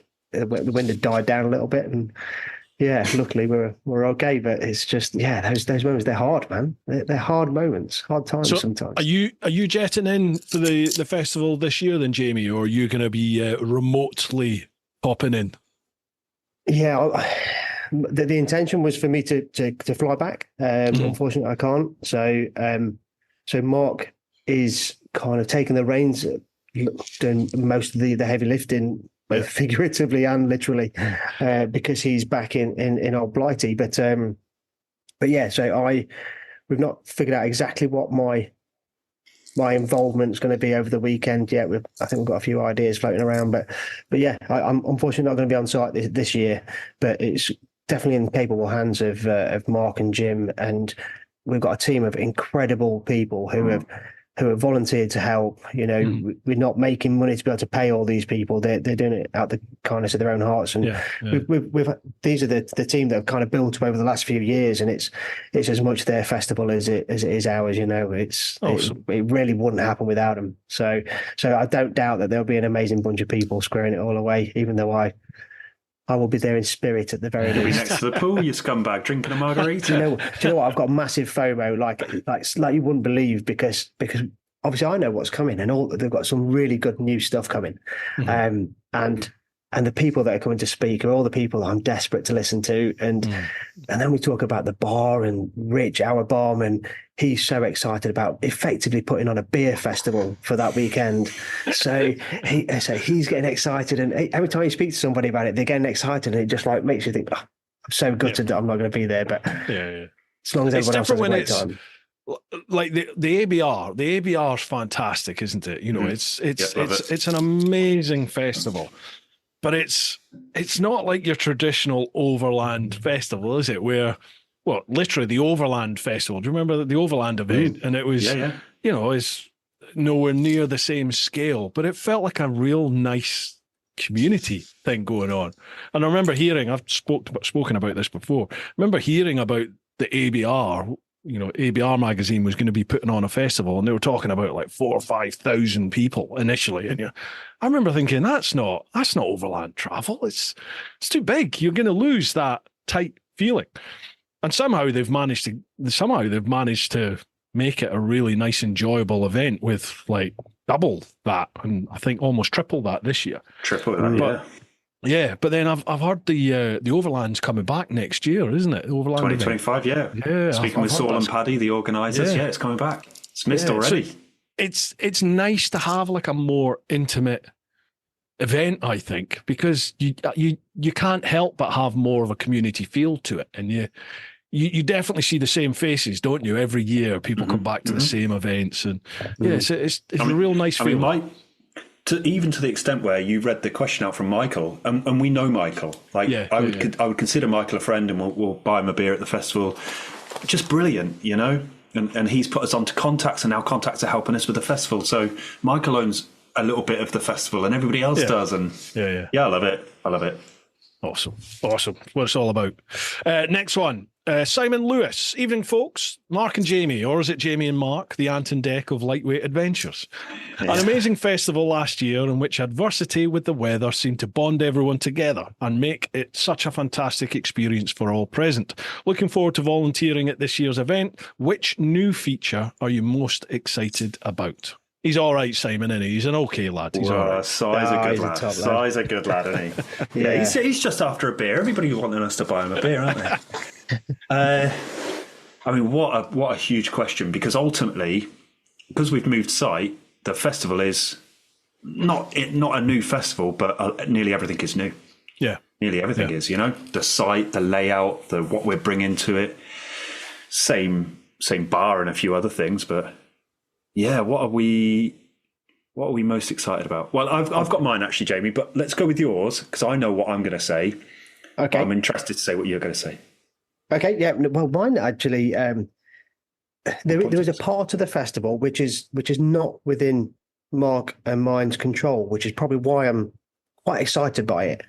And it's an individual that we've been trying to get to the festival since year one, and he's been wanting to come to the festival since year one, and he really is like the central figure to lightweight adventure, and it's Mr. Austin Vince. I was just about to say Vince. Yeah. Now, Mr. Vince is he's here. He's going to be at the festival this year. He's not only going to have his tarp and probably parade around in a pair of Y-fronts, which we saw him do at ABR. But he's kind of got a whole area of the festival, or a part of the site that he's going to be kind of in control of, and he's going to Austinize it. You know, it's going to be boiler suits everywhere. Boiler suits everywhere, big sticks holding up tarps and all that sort of stuff. And I think that part of the festival is going to be an Austin experience, if you like. I think if those people who know of Austin will enjoy it. Those people who've never met him will enjoy the bonkers raving mentalism that is Austin as well, because it's an experience, and I think that's going to be a really exciting part of the festival this year. When I called Austin to go through the details for the festival, he says, "What do you want from me, Mark? What do you want from me?" I said, "Oh, Austin, we spoke about doing some proper extraction of bikes, maybe some tripods. I don't know, use your imagination." It was, you want some Baden-Powell pioneering? Leave it with me. I was like, that's a done deal. Right, we'll just draw a line under that. You've got your direction. Brilliant. So expect some Baden-Powell and pioneering. So I am very excited about Austin coming. We love Austin. He's such a character, really. Yeah, I could listen to the guy for hours. Yeah. Now, I'm actually really excited about something which isn't bike related. I'm going to mention the Sundowners, because Jamie and I have obviously got military backgrounds. And the new site has a little bit of a drop off where the sun would set. Mm-hmm. So it's westward facing. And as the sun comes down, in the military in the summer for certain events, we play the last post, we lower the ensign, we all have a toast, and it's a semi-formal, very short gathering. Mm-hmm. And so we're going to replicate that. Because we sponsor the Royal British Legion. We contribute so that some of the profits go towards Royal British Legion. It's really key to who we are. Yeah. We're both veterans, so let's celebrate that. I love that. Yeah, so we're going to do that, and that's going to be a little part of us without it being bikes. Yeah. And I think we've got a couple of little treats lined up, but maybe because Jamie's in charge of them and Mr. Disorganised. So yeah, Jamie's going to be in his lovely little hotel room. Jamie's looking at me going, "Oh yeah, treats." Oh. Yeah. That night, all of a sudden, he's going to sit up and wait. He's going to wake up, and he's like, "Oh, I haven't booked it." I was meant to be doing something. There was something going on. Yeah, roll over. I think that'll be incredible. Genuinely, that'll be incredible. And as we did at the top of the show, was to the sort of memory of our sort of fallen comrades and people that are no longer with us. It's a nice nod to both our background and those within our new circle. Now it's it's just a little salute and a way of everybody to remember in their own way. Absolutely. And then move forward and enjoy the party and obviously celebrate everything that is adventure and travel and stuff after that as well. Definitely. Most people have a connection with the military, either through either personally or through family or through friends. Most people have that connection, don't they? And people involved in the overland scene tend to be, that sort of respectful nature themselves. So it's a nice touching thing to do. Right, cheers to that one, Simon. Next one, Charlie Callard. Evening, gents. Hope you're all fitting well. So, questions. What is, in your opinion, the best the best lightweight adventure bike? Would it be the same bike for long and short distances? And how would you spec it up? What about a can of worms? Talk about that. Huge question. It's a huge question. Hour and a half to get to that. So, that's a huge question. I mean, there's only one answer that's going to initially come out of our mouths, and that's got to be the CRF. GS. Either a 250, a CRF 250 or a 300. Yeah. And we've waxed lyrical about why that is. Because it's a jack of all trades, because it's reliable, because it's not going to kill you if you get it wrong, a bit like the Gasser will. It's reliable, it's affordable. Yeah. I mean, I think mine's worth a couple of grand. If it falls over into a massive rock, I don't bat an eyelid, and bits are cheap for it. They just keep going, don't they? They just get through everything. They're like the donkey of the overland world. Absolutely. I love them. Yeah. I love them. But I wouldn't say it's the perfect overland bike. The perfect overland bike doesn't exist for me, I don't think. And I don't think it ever will for whatever reason I'm happy to go into, but I don't think it will. I guess I would go back to the old 80s. I'd try find a 450 carbureted, lightweight bike that I can fix. I don't know what that is, but that's what would be perfect for me, I think. Yeah. Like one of the old TT 500s or something. All right. Something like, or an XT 500. What about yourself, Jamie? There's one bike that does spring to mind. And I don't know if it is the perfect one, but it's definitely a bike that put a big smile to my face. and I really enjoyed riding, and that was the Touareg. You love that. I really enjoyed it. Yeah. And I think it's a bike that I would definitely consider going back to. I think I definitely want to ride it again. I enjoyed the power of it. As we said, the CRF 250/300, brilliant bikes, but they can be a bit vanilla. They can be a bit boring. They can do everything, and they can also do not a lot of everything, depending on what you're trying to use them for.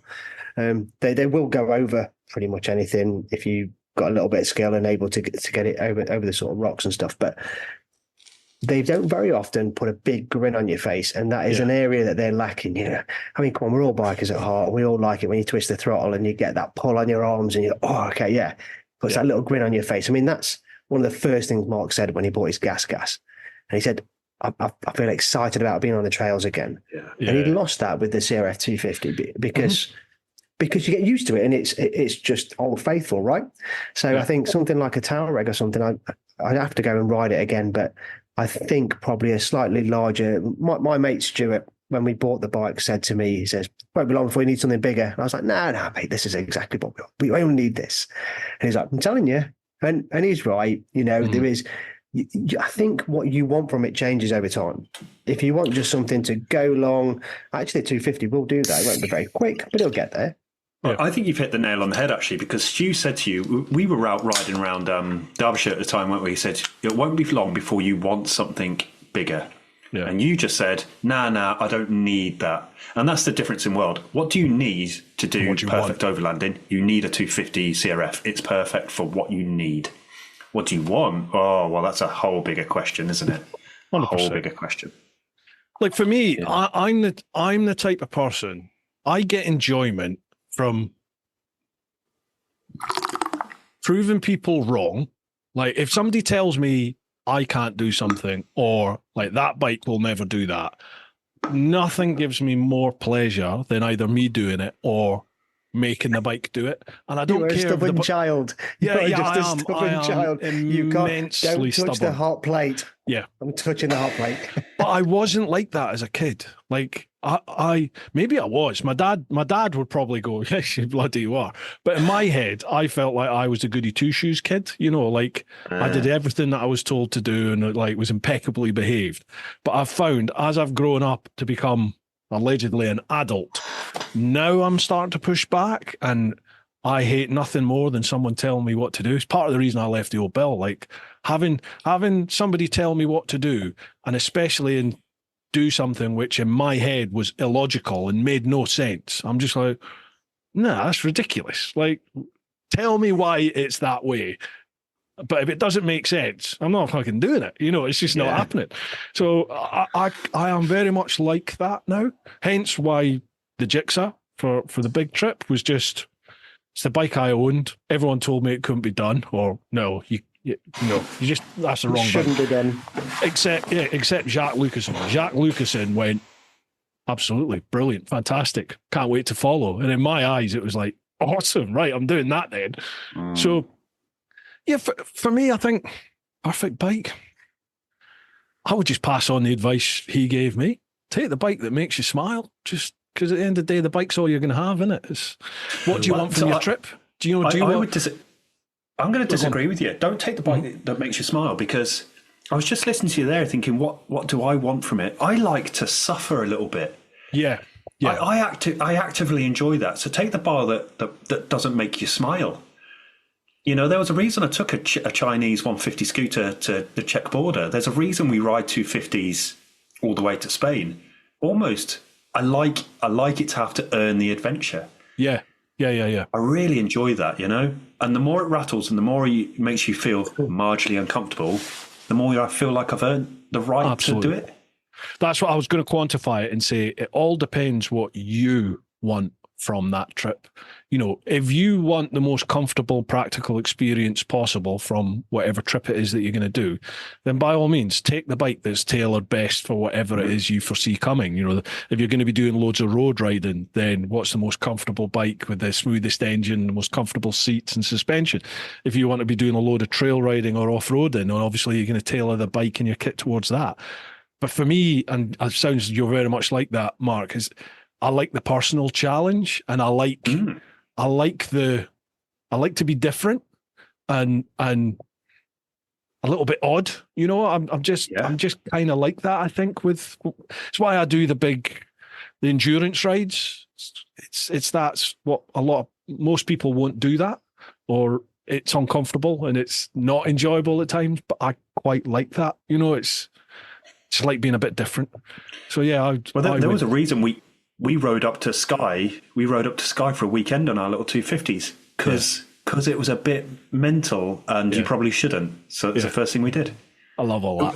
I love the person. I mean, we walked the SAS selection route, the fan dance over the Penny Fan, and you put on a rucksack, a Bergen, weighs 50 pounds or 25 kilos, and you march 14 miles over a mountain.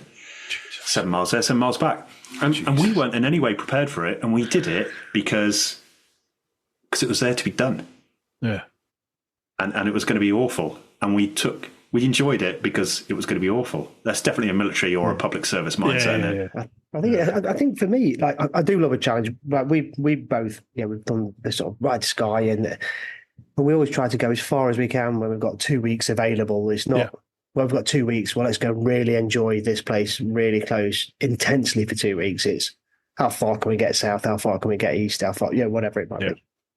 But I think for me, I would struggle to pick the perfect bike, and I think that's because it all depends on whether I want to do one or the other. If I either want to go out and do a challenge, and the challenge is whatever X, Y, Z, or I want to go and adventure. I think for me, I enjoy stopping. It's very simple stuff. I enjoy stopping somewhere with a nice view, just sitting having a coffee and chilling, having a chat. Yeah, and kind of just taking those moments. I really enjoy that side of travel, that side of life, that just sitting, absorbing, I suppose. And I think that's so whatever bike can get me to somewhere that's a little bit remote, or at least just got a beautiful view, well, then that's probably the perfect bike for me. And it almost doesn't matter at that point. That's also where Mark and I have some bickerings, because I'll want to keep stopping every 5 minutes and just sit and brew up and watch that, and you don't get very far if you do that all the time. So, somebody once quantified this. I was at Motor Junkies. I'd gone down for their bonfire night, and I was speaking to a guy called Thom Ferry, and he asked a question. Top lad, Thom. Oh, isn't he brilliant? Love him. Brilliant, and he said, are you a biker that travels or a traveller that bikes? And I thought that sums it up. And Jamie and I, we've got one of each. I'm a biker that travels, and you're a traveller that bikes, I think. And we approach it differently. He's a big idiot, but he speaks a lot of sense, Thom, doesn't he? A lot of sense. Yeah, I've not heard any of it yet, but he probably does speak a lot. He's probably saving it all for you, Bruce. He's not wasting it on us losers. It's beer logic. I love his beer logic. It's brilliant. Live my life by it. Charlie's got a second question. If you had to have the same meal every Saturday night for the rest of your lives, what would it be? Man, I reckon it's got to be a curry, hasn't it? A Brit's got to enjoy a curry, surely. No, it's a big, whether meat-free or meat-based, a big juicy hamburger. It's got all your food groups in there. You list it. It's got your food groups. It's got a bit of salad. It's got a bit of bread. Got a bit of meat or substitute. It's got everything. Big juicy burger. Oh, my mouth's drooling. Steak, chunky chips, onion rings. Maybe some of that green shit. Yeah, I'll tell you what, one of the first meals I did have when I came out here to the Middle East, because I wanted to enjoy the culture, is I went to an Irish bar and had a steak and ale pie, well, steak and Guinness pie. Wherever you go in the world, Irish bar. There's loads. Then on WhatsApp, sent me a very drunk WhatsApp message, didn't you? No.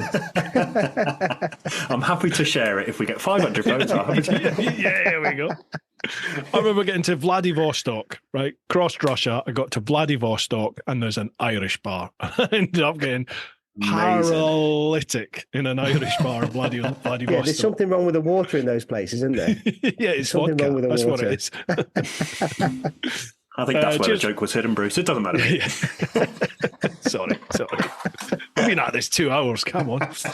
Charlie Callard, thank you very much for those questions, mate. Next one, Pete English. Pete's not left a question for ages. Right. Hi, guys. He always leaves good questions, Pete. Great to hear you're on the podcast. Hope you both fit in well. Always great to hear fellow lovers of the dirt like myself. Question 1. What 2 questions have you always wanted to ask each other? That's a brilliant question. Oh, what a brilliant question.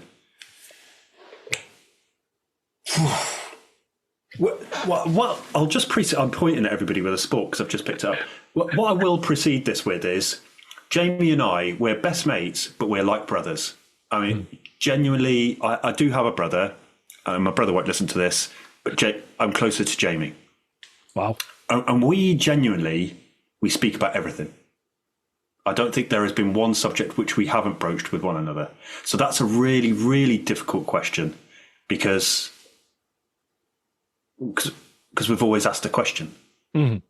And we've got this brutal honesty with each other where it'll get to a point and I'll just go, what is this? And likewise, Jamie will. So every single trip, there's been a point, trip, festival, every festival, there's been an argument as well, argument, discussion, whatever you want to call it, where we sort of not break down, where we effectively get to a point of going, right, something's got to change here. You know, we have to have that honest conversation. It happened on the way down to Spain. It's happened on the way to Bosnia. We usually try to fuel it with a bit of alcohol because that makes the questions come a lot easier. Yep, absolutely. But we teach back at the academy in the Air Force. We used to teach brutal honesty between cadets, and the reason behind that is you can't expect anybody to get better if you don't tell them the areas that they're either falling down and areas to improve, or areas where you've got a problem between you. And we've kind of approached our friendship in that same way. So I genuinely can't think of anything that I would want to ask Mark that I've not already asked him that I would want to know the answer to, because I mean, I could say, why are you such a dick sometimes? But that's just his nature, and he probably would struggle to answer the question. And I can't think of it. For the 4th week on the row, I'd have to come up with a different answer. Another spreadsheet to explain it all. But I mean, that's like a good, close friendship.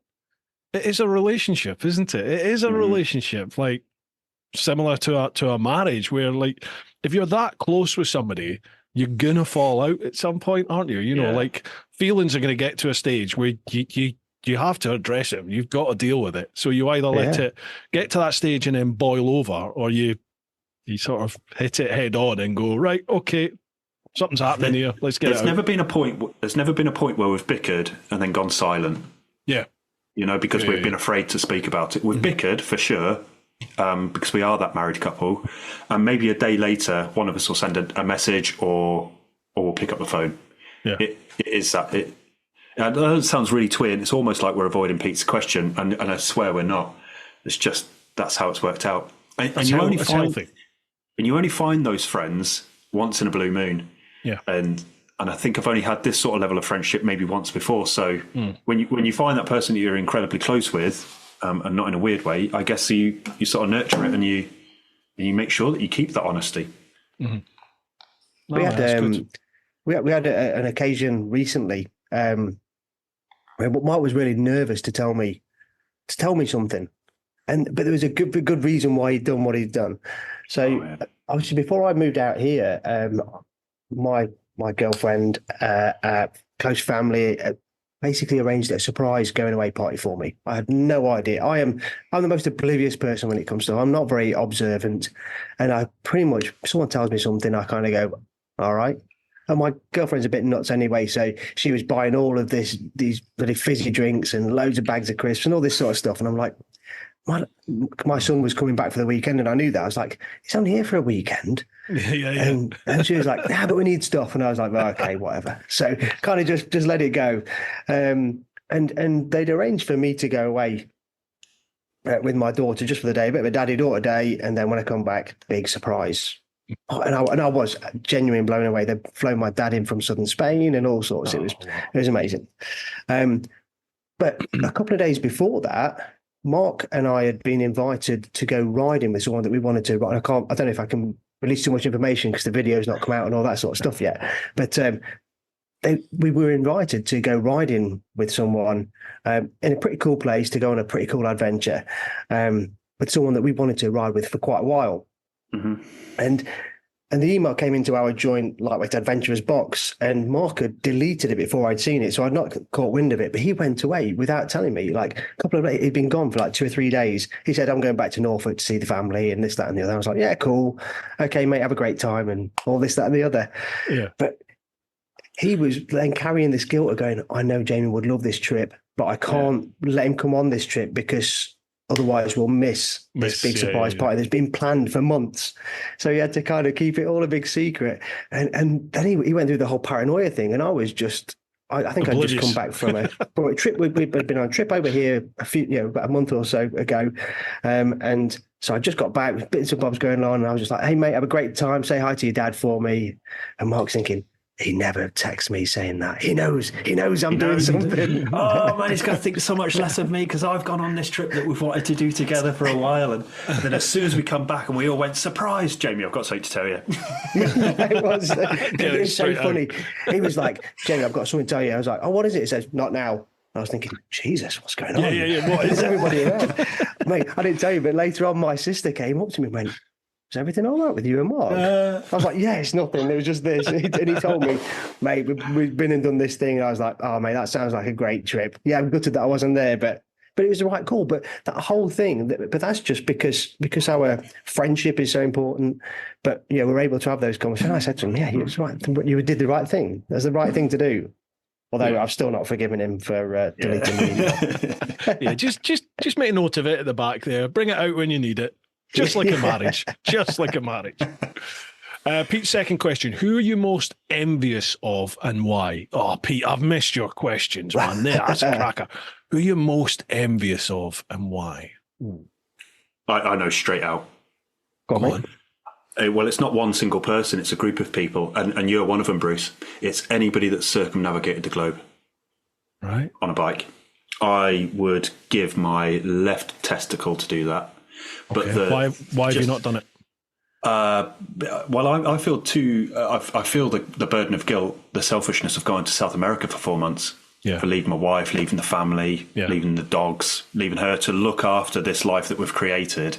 Yeah. So I can go out and have this personal, selfish, individual endeavor. I get that.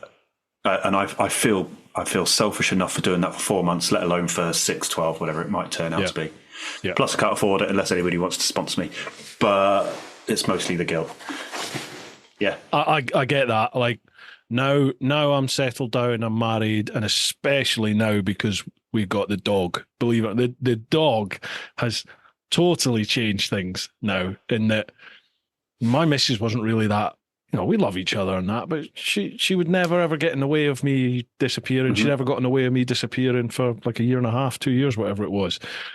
But now that there's something else there at home. So obviously the kids and stuff.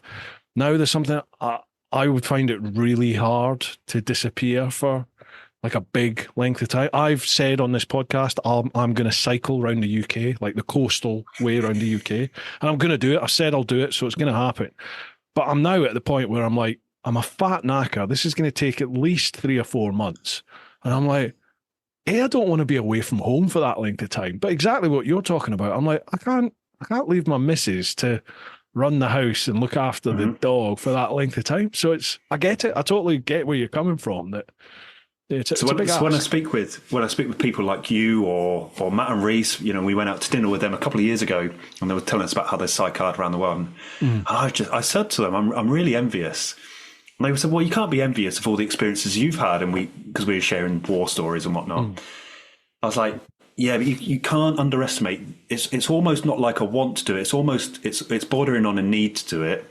Yeah. And I can't. I'm wrestling within myself to even ask Katie, because I'm sure that Katie would go, "All right, if it's that important, you go," just like she has for South America. Yeah. But then it's on me, and I don't know if I can justify that. South America is going to seal the deal then, isn't it? Yeah. Yeah. Yeah. South America's going to be the make or break for that, I reckon. I've already started seeding that if South America goes all right and the house is run fine, then maybe just in a couple of years, we can do another trip. Yeah. Because we've already got an amber light for Africa, haven't we? Exactly that. Yeah. So exactly what I was just about to say. Go down through America, and then when Jamie's back, the grand master plan is you can hold us to this internet is to go down Africa. Mega. Is a plan. Mega. Awesome. I mean, love it. I have to echo. I mean, the idea of anybody that's gone around the world. I mean, I suppose if I was going to be envious of anybody that's done that, it would probably be Austin Vince and the route that he took, because those routes aren't available at the moment, and they're not. It's not even that, but they're not available in the same way as they were back then in a Christopher Columbus-esque biker way, and Austin doing his strange videography, climbing up telegraph poles and stuff. So I think that would probably be the sort of envy for that. But I also think that it's the way in which he did it. Like Mark and I toyed with the idea, and we threw it around quite a lot, to do an around the world trip and try and do it in less than 3 weeks. And that was around the world. Yeah. Yeah. Wow. Yeah, around the world. We really contemplated it. If we could afford it. The record's 19 days. To ride a motorbike around the world is 19 days. And we were thinking, right, what the Guinness Book of World Record, they won't let you attempt it because they think it's dangerous to do it any less. But we thought... Was that Nick Sanders' 19 days? No, it was Julie and Kev and Julie. Globebusters. Yeah, that's right. Yeah. But we talked with that idea, and that definitely sat in the camp of challenge. You know, like we were talking about earlier on, it very much sits in this challenge of, can we do it? Somebody else has done it, right? Well, then we can do it, and we're going to go and do it. And that's not a big chunk out of your time at home. It's less than 3 weeks, done and dusted. Get back to work on the Monday. Think about everything you'll miss doing that. And that's exactly where we got to. And that's kind of brings me on to the other side, that anybody that's traveled around the world and done it in a way that I think is meaningful has done it over a vast amount of time, rather than just get around the world in 2 or 3 months or whatever, and just race around. I won't know until I've done it, because almost, just to play on that again, if we went around the world in 3 weeks, I've got the badge of having gone around the world, and then I'm into the rest of it. But at least I've got that bit done. It's how strange is that approach? But I remember we spoke about it. Well, I'll have done it, and now I can really explore the rest of it. But you can't unless you're Nick Sanders. You can't go around 7 or 8 times, because we haven't got the vast amounts of money needed to do that. But I get that. It's interesting what you said there about Austin and days of old, where you were the proper intrepid adventurer. Have you ever heard of this guy, Chris Donaldson? We shared a table with Chris at London a couple of years ago. Wow. Yeah. Have you read his book? We practically spoke about his book over a period of 3 days. Wow. It was amazing. And then we went out drinking with Chris. And that was a mistake as well. He likes a beer. He likes Yeah. He strikes me as a proper boy. Yeah. The audiobook is his nephew. It's his nephew reading out the audiobook, and it's awesome. I think I listened to it in 3 sittings. It was a lot. Wow. My poor dog got the legs walked off her. I was just walking and listening to this book for like 3 sessions. It's awesome. It's really well worth it. Well worth getting the audiobook and having a listen. It's a great story, isn't it? Yeah, amazing. And he did it in, was it 1980? Late 79, late 80s he did it. Yeah, I mean, he what's the name of his book for the listeners? What's the name of his book? The Wrong Way, isn't it? Going the Wrong Way. He did it on a Moto Guzzi. Chris Donaldson. The California, yeah. Yeah, that's the one. It's an amazing book. He's been on the podcast as well. Sadly, he's got early onset Parkinson's at the moment, hasn't he? But yeah. It was really interesting chatting to him. Really, really interesting. Top bloke. Yeah. And to think about those people back there, Ted Simons and obviously Chris and God, everyone that did it back in those days, before Google Maps, before phones, before GPS, before like global media, the way we have it now. I mean, even if you go back as far as you and Charlie, who did it 2004 or whatever it was, I can't remember the date. But even they didn't have the easy accessibility that we had. I mean, they had a lot more tech and they had a support crew, and even that looked nails. Yeah. So true. We have got it. It's the easiest it's ever been at the minute. But I would say it's probably the most expensive. I don't know if I'm right in saying that. I've got no proof. It feels like it's the most expensive and closed off than it ever has been as well. Shipping's the most expensive, and obviously there's a booming industry in overland travel now in terms of, visas, in terms of meds, all the kit that they tell you need. Everything costs a lot more now because there's so many people out there wanting to do it and going for it. As I'm learning just about South America, the amount of meds that I've had to pay for, it's eye-watering.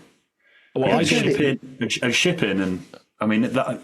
I feel like I'm getting a really competitive rate, but shipping is still a quarter of my budget. Yeah, at least. Yeah. Like, apparently, it's triple from when I did it, 2012 to 14. I've been told. Do you deal with Kathy Wood? Kathy and Shane. Yeah. I've been told that prices have at least tripled from then. And you're like, Jesus Christ! Wow. And not to mention fuel's going to be a lot more expensive now, certainly in developed countries or whatever. But, great experience. Get out there, do it, get it done. Yeah. Cheers for that one. Next one, Two Bob Rocket. Good evening, gents. Question 1. What is your minimum level of kit that you'll take to the Americas? Too much. Really interesting question, because I've been contemplating that just this week. Because when we went riding without Jamie in the secret road, I wish I could tell you. I don't know if I'm allowed to tell you, so I'm not going to. But the guy that I went riding with took practically nothing, and I was so envious. But we were only gone for 2 or 3 days, and I wrestle with myself as about how little will I actually go with, because I don't like to be burdened with equipment. It stresses me out. The more I have, stresses me out, and so I will strip it back down to the absolute bare minimum. And I've always said that if I can go for 3 weeks, as we did in Bosnia, I can probably go for 3 months with that kit. Oh, yeah. So that was, what did I take? In the levels of T-shirts, pants, and T-shirt, and socks and all the rest of it, it's 3 pairs of everything. That's exactly what I had. Yeah, and I packed it all into about 60 litres. I got back and I weighed it. It was 13 kilos, everything all in. And even then I felt edgy that I probably had too much strapped to my bike. Yeah. I set off with nearly between 60 and 70 kilograms of kit when I first set off. It's ridiculous. There's pictures of me on that jigsaw loaded up to the gunnels. And by the time I was sort of halfway across Russia, I remember literally dumping at least half my kit. Just dumping it all. And down to, stripped it down to 3 pairs of pants, 3 pairs of socks, I think 2 or 3 T-shirts, a fleece, zip-off trouser shorts, and a pair of flip-flops. That was it. And that's you, right? You just wear it till it falls apart, wash it whenever you can, and believe it or not, the shops, so you can go and buy another T-shirt if you need a T-shirt. But what most people do is they just pack loads of just-ins, don't they? Yeah. And that's what fills it up. Yeah, just in case, 100%. And I'll take this because I don't know, just in case. Yeah, and that's what fills. I'm a nightmare because I like not a nightmare. I pack very different to Mark. I like. This is where my organisation does come in. I like different pouches and pockets, and I like to be able to learn where everything is and be able to access it quite easy. I like it to be as easy as I can make it. But then you end up, if you've got a pouch with nothing in it, almost feel obliged to put something in it because otherwise the pouch is, it's being wasted. You may as well fill it. Yeah. So, exactly, but what we do find is when there's 2 of us, life's quite nice and simple because we can split everything, like Mark will take the tools and I'll take all the cooking gear. So actually it's split over 2 bikes. So we're always together. As soon as you're on one bike, well, now you need a set of tools. Now you need your cooking gear. Now you need your food, tent, sleep, and everything. And actually, all just the real life support, annoyingly, is such a big bulk on a bike, and it's really difficult to get that down. There's only a finite amount of compression you can give. You can throw a load of stuff away, but you still need the basics. You need something to cook on, something to actually cook, something to fix your bike, the bare essentials and all that. So it's quite difficult, isn't it? To pack it down any further than that. There's almost like a point where, well, that's it. Can't go any less. Yeah. Speaking with like-minded travellers that have gone and done well, predominantly Africa recently or other trips, their advice is anywhere between 70 and 90 litres will probably be the sweet spot, which is 2 panniers and a small bag at the top. 90 litres isn't a lot. It sounds a lot, but it's not. You know, you can buy a 90-litre rucksack. So I use the Magadans, the Adventure Spec Magadans, and I've got a little bag. I've got a couple of choices for bags to go on the top, and then that will be me. But I think you just ran through my kit list there. 3 pairs of everything, pair of flip-flops. That's it. But Two Bob's got a good second question. He says, what level of first aid training do you consider essential, or you just fly by the seat of your pants? Well, obviously you got your military, so you know there's the first aid training from that. But are you doing anything extra in terms of training, or what sort of first aid kit are you taking with you? So the military first aid training that they give you, I think, is probably the perfect level of first aid training that you should get, because it is for dealing with yourself and then others in a hectic situation. So could I splint my own leg? Could I apply a tourniquet? I was going to ask you taking a tourniquet with you. Yeah, absolutely. Yeah. Could I do all of that myself? Yeah, because we get tested on it every single year. Yeah. So that's almost second nature. I don't know if there's those sort of courses available civvy. I actually don't know if they've ever existed, because I've never had to look at them. So will I take a regular first aid kit with a few paracetamol, drugs, whatever? Not drugs, I'm going to Colombia, don't say that. But paracetamol, ibuprofen, plasters, regular things. And then probably similar to which goes in my combat first aid kit when I go out on ops, a tourniquet, maybe a blood clot pad, and a few basic things, just in case that major trauma and I'm out on my own.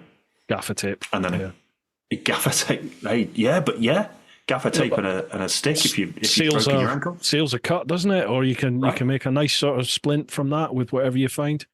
Yeah, 100%. That's recent events. I'll not go into detail, but recent events, you know, I always have a first aid kit with me, but you know, that was absolutely no use for what I had to deal with there. And in my heart of hearts, I know that, you know, I do not have the level of training to deal with what would have been necessary there at the scene. So it's only a paramedic or a doctor that could deal with that, you know. And as a civvy, you're just not qualified. You'd be opening yourself up to the courts to deal with that. But it's things like a tourniquet. I haven't got a tourniquet, like a proper tourniquet in my first aid kit. And that made me think, well, geez, you know, in another situation, I could need something like that. A tourniquet could save my life or save the life of somebody else. But then in my head, I'm like, as a civvy, if I apply a tourniquet to somebody else, geez, am I leaving myself liable? And that made me think about, are there courses available that I could go on and get qualified? I'm sure somebody legally trained will tell me this, but I've done a couple of civvy-based first aid courses as well as all my military stuff. And the general principle is if you're doing something which a reasonable person would be considered the right thing to do to help the person, you will be held up, you will be defended in court. So if you're applying a tourniquet because you've had a level of training and you know that you've placed it probably thereabouts right, I think you'll be okay. I would rather, and I've always said this, I'd rather take the risk of helping save that person's life than not try because of worry to go to court. I'm sure the law would look after me. I do have that much level of faith. I know somebody else is going to tell me otherwise. But I think in civilian life, I think in civilian life, I think the law would err or side with you. Coming from the old bill, I'm not as convinced that if I was to, as a copper, if I was to have done something because it was something that I thought was the right thing to do, but I hadn't been specifically trained in doing that, you'd be hung out to dry for sure. Yeah, of course. But as a civvy, I think you would get looked after for sure. I think where people go wrong with first aid is that we buy a first aid kit from Boots or wherever, and it's all little bits and bobs, splinters, cuts. You need that sort of stuff because it's just frustrating and annoying. But first aid kit, when we're on bikes, you're dealing with trauma. Probably that's when you need it. Holes, punctures, breaks. You know, these things. So you're not going to sort that out with a blue Band-Aid. So don't take it for that. Take a first aid field dressing, as we would call it.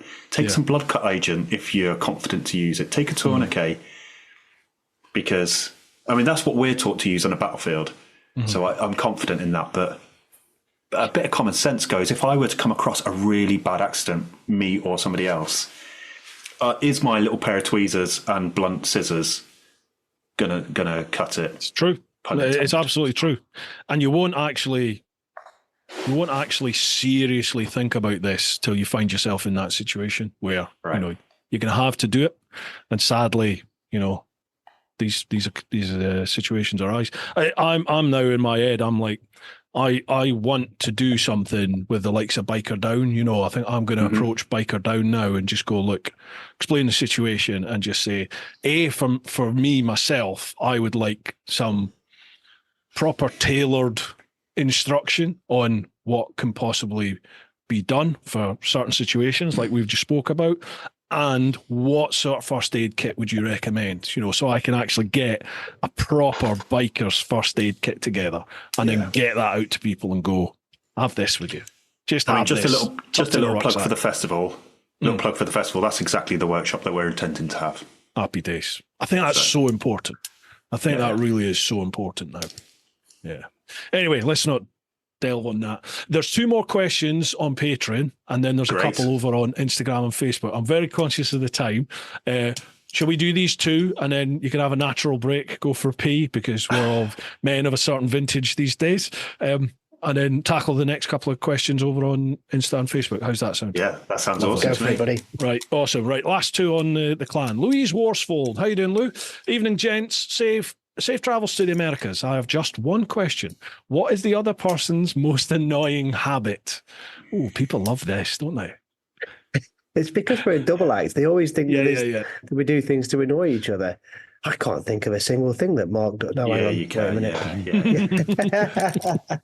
Hold on. I knew this question would come up. He's got a spreadsheet.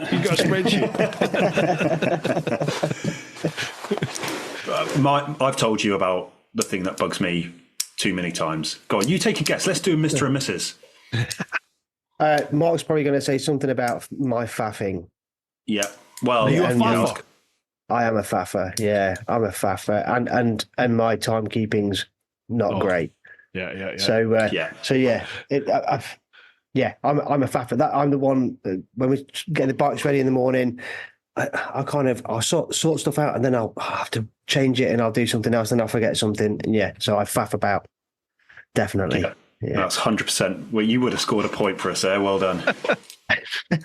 And I reckon Jamie's going to say my, I don't know what the word is, my strong-headedness, my want to say this is how it is going to be done.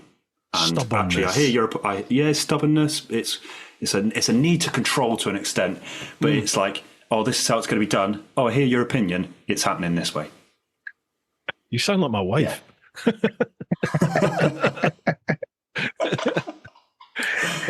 Yeah, that's another point for the team.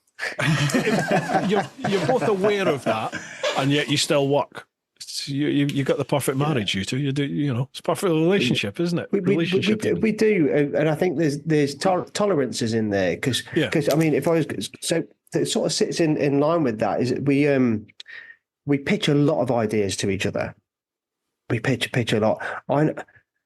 And Marc knows when I'm not convinced by his idea, I go, okay. Whereas Marc will be much more direct and go, Whereas I pitch an idea and Marc will go, nah. that could be quite frustrating, especially if it's the 7th idea in a row that I've pitched. Yeah. Mate. But the best thing about it is that a couple of days later, or even a little while later, he'll pitch the idea back to me. I'm like, that's what I said to you. And he'll go, yeah, okay. And it's normally because he's in a mode of thinking about something else. And I think rather than kind of think this one through, he's like, no, he just wants to crack on with this idea, get this squared away before then exploring stuff. Whereas my brain tends to dart around a bit more, and maybe I need a spreadsheet. I don't know. Get yourself a spreadsheet, mate. I think I'm quite like you, Marc, in that I have an idea in my head and I just focus on that. And although the Jamies of the world will be in the background saying, "What about try this, try that?" I'm almost just like, yeah. But I'm focusing on that. This is the way to go. But eventually, those words get into my head, and you're like, oh, actually. But it takes a while. I have to be told, and then, like my wife knows, she tells me something, leaves me alone. And then at some point, I'll come to the same conclusion that she came to like 3 days ago. Yeah. And you're like, oh, yeah, okay. And then I will not have it that it was their idea in the first place. No, I have figured this out. I have all on my own because I'm a genius. Yeah, exactly. Good question, Luke, just for that. That's a good question. Good question. Last one, Dave, the sidecar dog. Dave, the sidecar dog. Oh, Christ. Dear yes, some people. But no. Marks and Spencer's. Right, you'll know what that means. That'll be the answer. I hope everyone is well, etc., and all the usual pleasantries. Question 1 from Mark. Do you think Belgian laybys make excellent parking places? And what's your favourite kind of scooter? Come on. Oh, he's a scumbag, isn't he? Belgian laybys, do tell.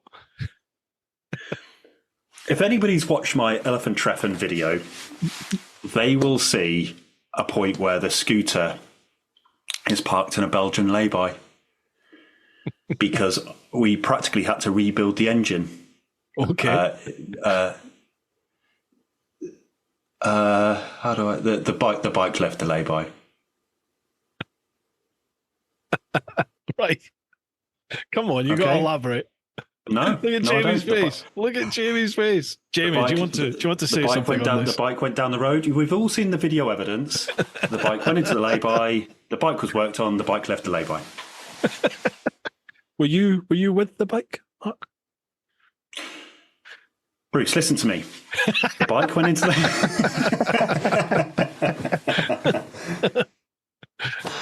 Okay. Has said scooter been reunited with yourself? Look, Bruce, he's told you the bike left the lay-by. Look, the bike went into the lay-by. The bike was worked on. The bike left the lay-by. Okay. We've all seen the video. Go and check the video. All right. Events ensued. Things Links happened. Links down below, folks. Question 2 for Jamie. As you were ever so slightly vertically challenged, have you ever considered using 3 wheels instead of 2 so you could ride whatever bike you liked? Which bike would you choose to have a side chariot on? Brilliant. Oh, that is a good question, isn't it? That is a good question. I think probably we've kind of talked about the CBR, so I think that would be a bit of a cop-out answer, wouldn't it? Although I think it would be a brilliant setup, like an off-road sports bike sidecar. I think that would be proper Mad Max. Yeah, I think that would be quite cool. What about Rocket 3 with a sidecar on it? Oh, I tell you what. I think I've also got a Harley in my garage, and I think some sort of pedals forward control, big raked out Harley type thing with a sidecar on it. Would you have monkey bars? Actually, Mark's got some, and they're ever so slightly too big, and now he's getting annoyed by them because his arms are all the way up. I've got a big Dyna Fat Bob, and I put massive apes on it. They look incredible, but they're probably just an inch or two too high. It's fixable, but I'm up like this, and they look so badass. But it's not brilliantly comfortable.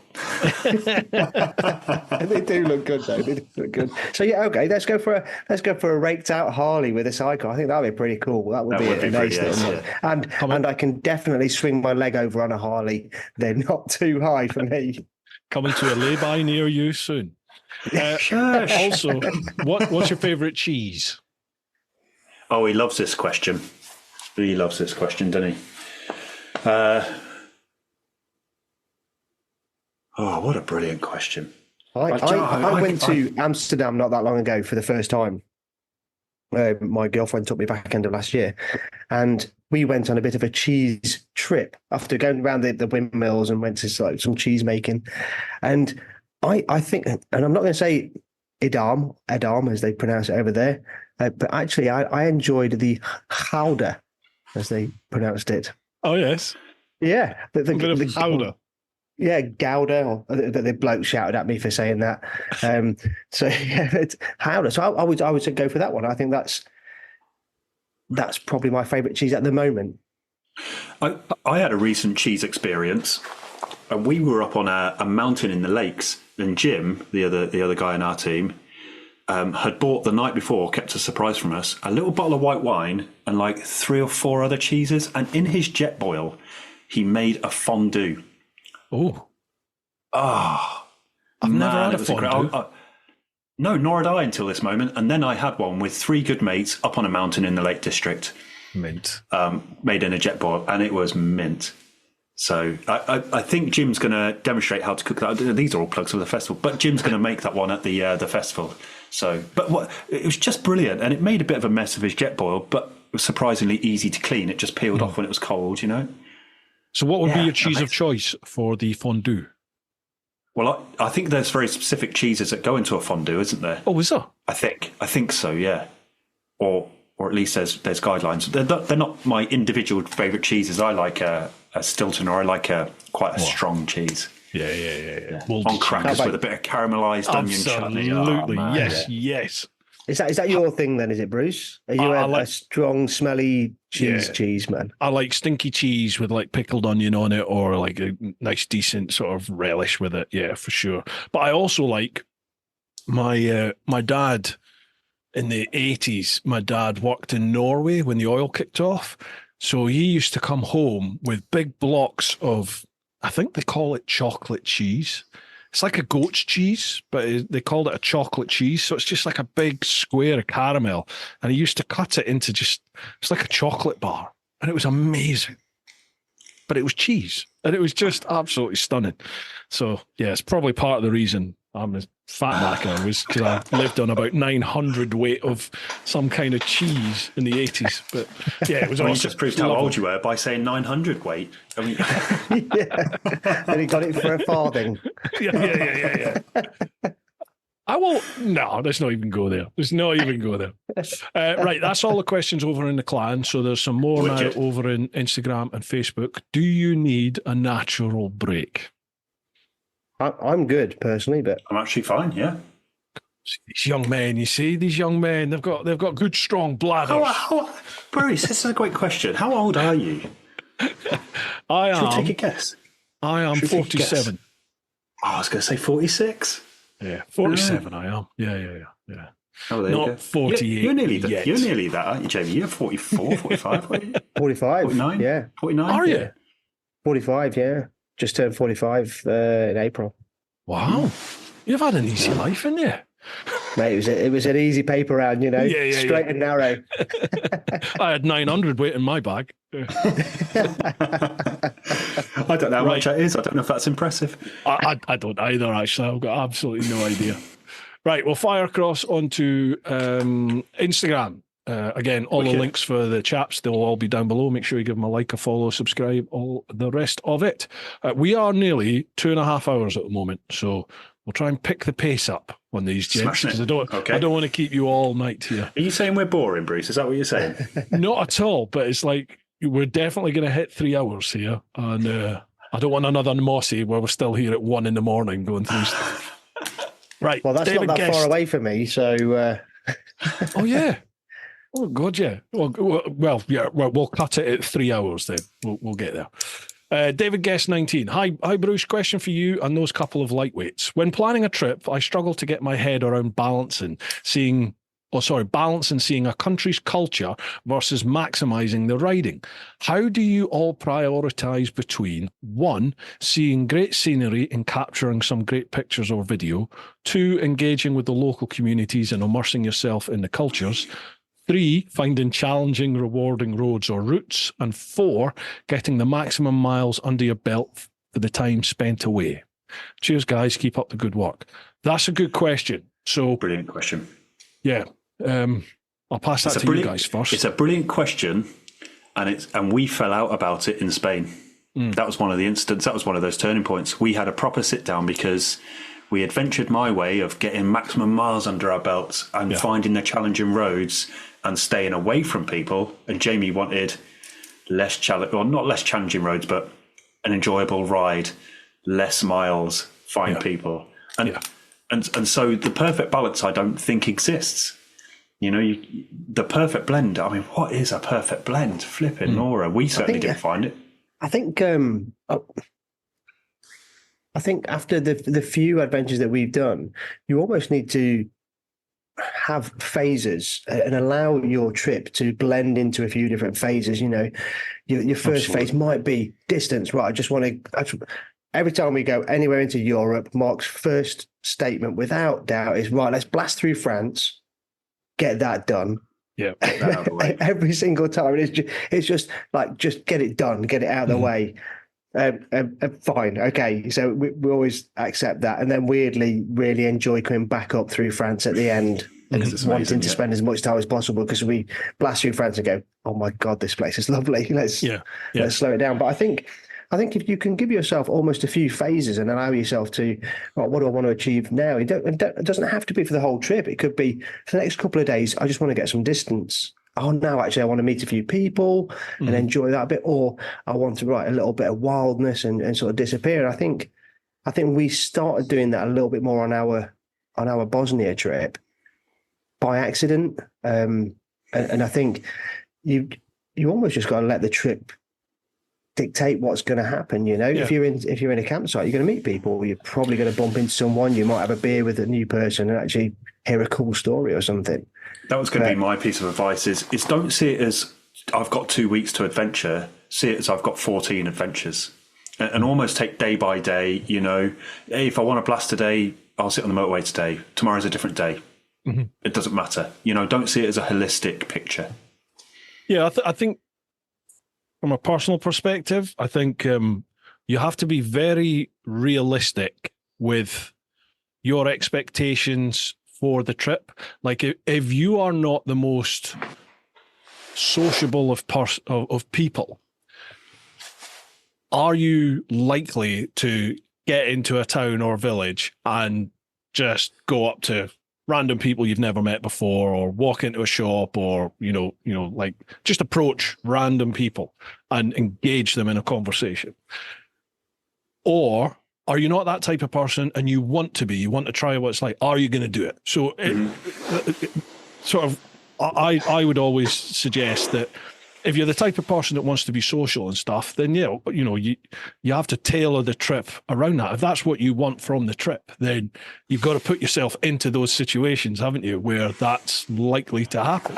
Conversely, if you're not really that fussed about mixing with locals and you're not really into the whole sightseeing thing, and you just want to go and experience the road and the ride and feeling of being on the road, then then you get down to, okay, well, what sort of mileage can you do? Are you used to doing? What is comfortable for you? Some people 100 mile in a day. That's them. They're sorted. Fine. No dramas at all. Other people, if they've not done 400 or 500 miles in a day, then they feel like shortchanged, don't they? So I think you just need to be honest with yourself about what sort of trip you want, and then just plan it accordingly. Where you're going, where you're staying. We actually made a podcast about this when we got back on our podcasting, about set your expectations before you go away, because I think people, before they go on adventure, just want to fling the doors open and go, see what the world gives us. Yeah. Sure, but you've got to have a modicum of structure. I'm not saying you need to plan it in depth, but you've got to know what you want out of it. Are you wanting just to get to the other side of Europe, or are you wanting, jeopardy or uncertain circumstances? Because they're both different things. But like you say, just be honest with yourself, because the chances are you're not going to have both. Unless it comes by chance. Yeah. And it depends what sort of trip. If you are on that archetypal big global adventure where you're going to be away for a year, 2 years, 3 years, 4 years, whatever it is, then you've got the time there to develop as a person. You might not be the most sociable person. I wasn't when I first left, but you can become that person over a period of time through various different situations that travel just throws at you, and you deal with it however you're going to deal with it, and take the course of action that comes your way as a result of that. Or are you just going to be on the road for a weekend? Is your trip going to be Friday, Saturday, Sunday, a week, 2 weeks? What is it? You've got to be, like you said, got to be realistic, haven't you, with what are the actual limitations of this trip, and what 100%. And you as a person. Yeah, just do it, Deri. Really just hard, hit the really road hard and question it. to answer. I think do just point your wheel. It's pretty much expectation management, isn't it? I mean, that's kind of the key to happiness, isn't it? If your expectations are up here and you only ever get here, you're going to be annoyed or fed up. If you can be realistic in your expectations, I'm going for a weekend, probably not going to get to the other side of Peru in a weekend, and I'm probably not going to become the best person at speaking to everyone if I don't really like speaking to everyone in the space of 3 days. Yeah. But you can probably see some pretty cool things in the Lake District. You can probably see a remote place and some wildness, or you can go camping in a place where there's going to be similar people if that's what you want. So just identifying what those are, and then you can try and manage those expectations to be able to realise them.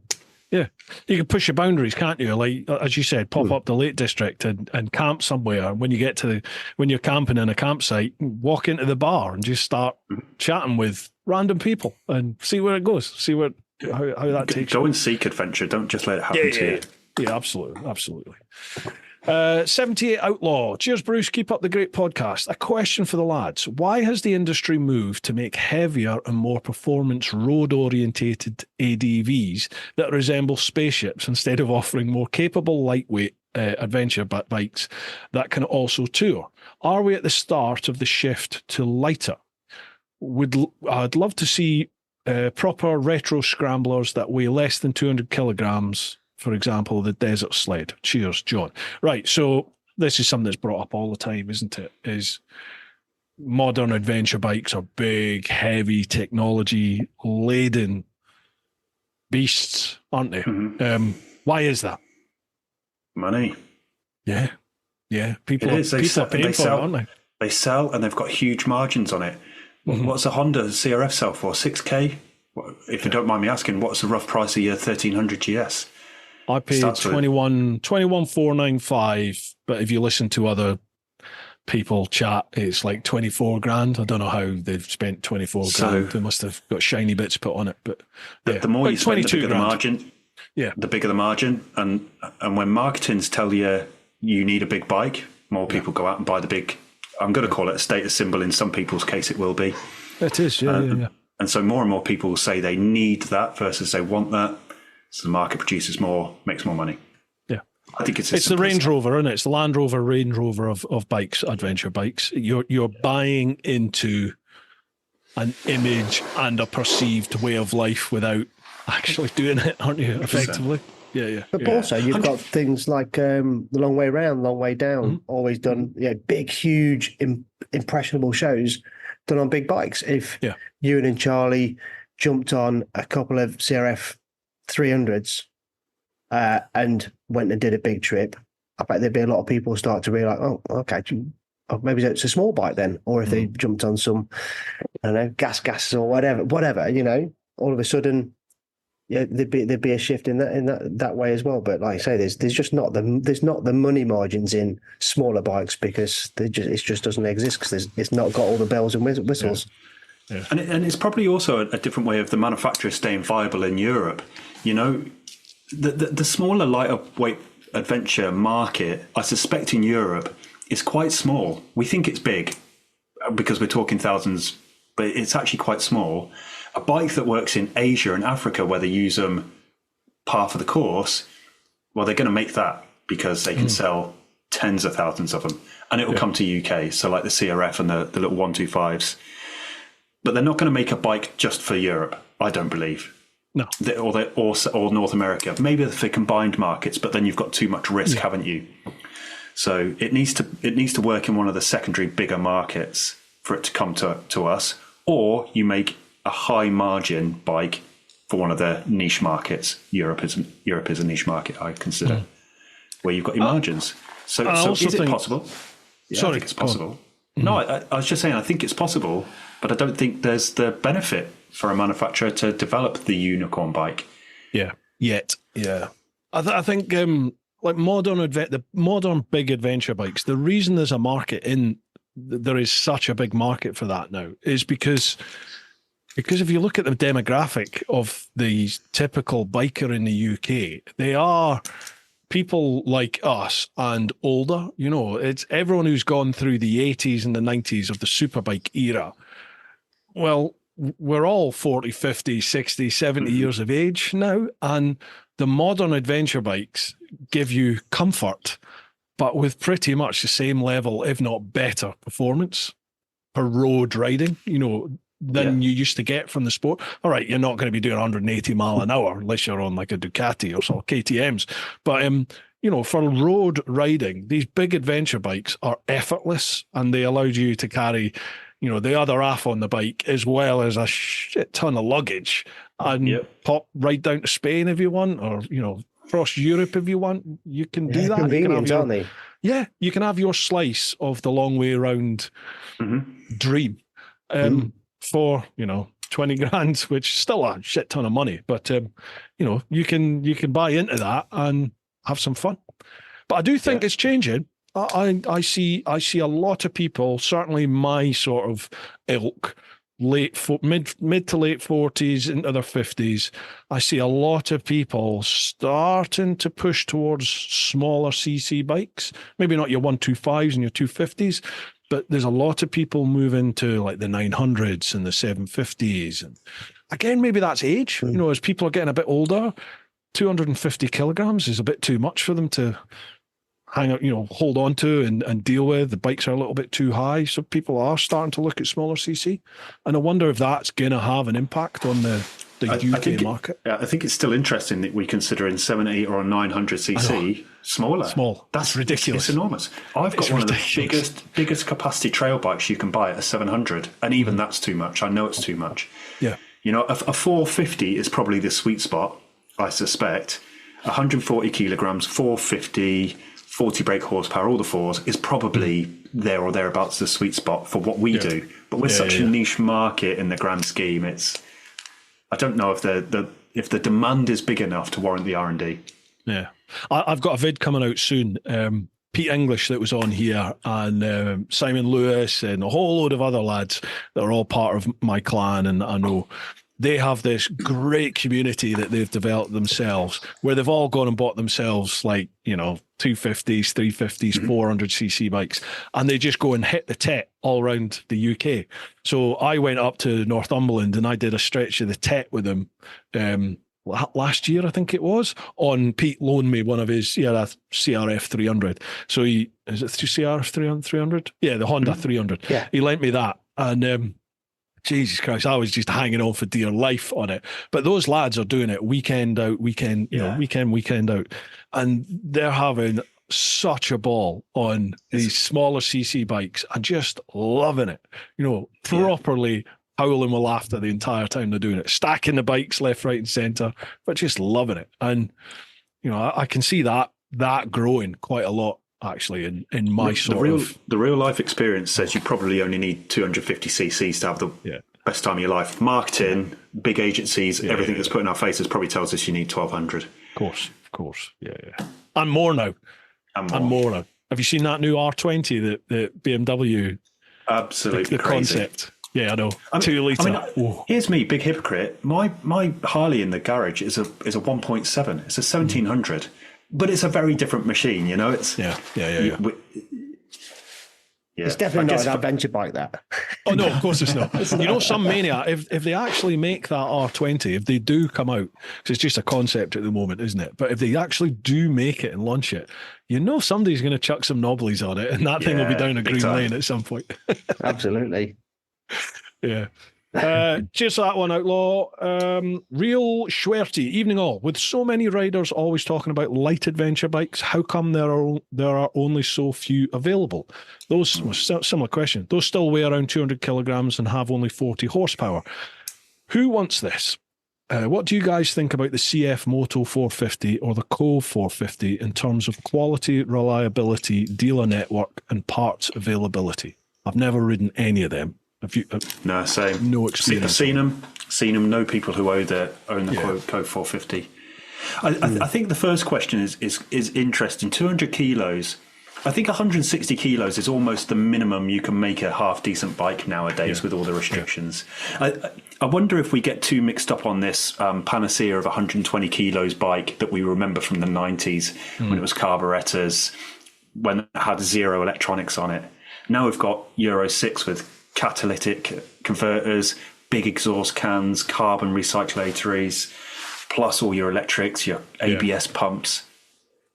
two same bikes, but one with Euro 6 and one with none, is going to be 20, 30 kilos difference. It just is. So maybe it is the same bike already with just laden safety on it. Yeah. But a similar question, why haven't they made one with 140, 150 kilos? They almost have. My gasser is 155 kilos at 75 brake.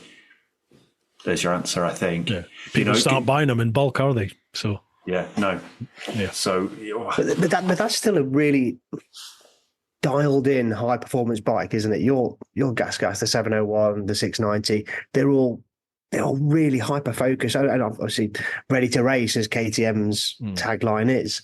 I think what KTM do really well is they sit the weight really nicely in the bike. So all of those bikes seem to wear their weight really nice. The 1290 even wore all of his weight right down, like below the wheels somehow. It just felt really easy to maneuver. It must weigh about 18 tons because it's a huge bike, but it felt nimble, So I think KTM do that really well. So you're probably right. The gas is probably the closest. It's still a very dialed in bike though. It's not a long distance tourer necessarily. Will actually absolutely do it. We've got friends that have done long distances on the 701s, and it's the same bike essentially.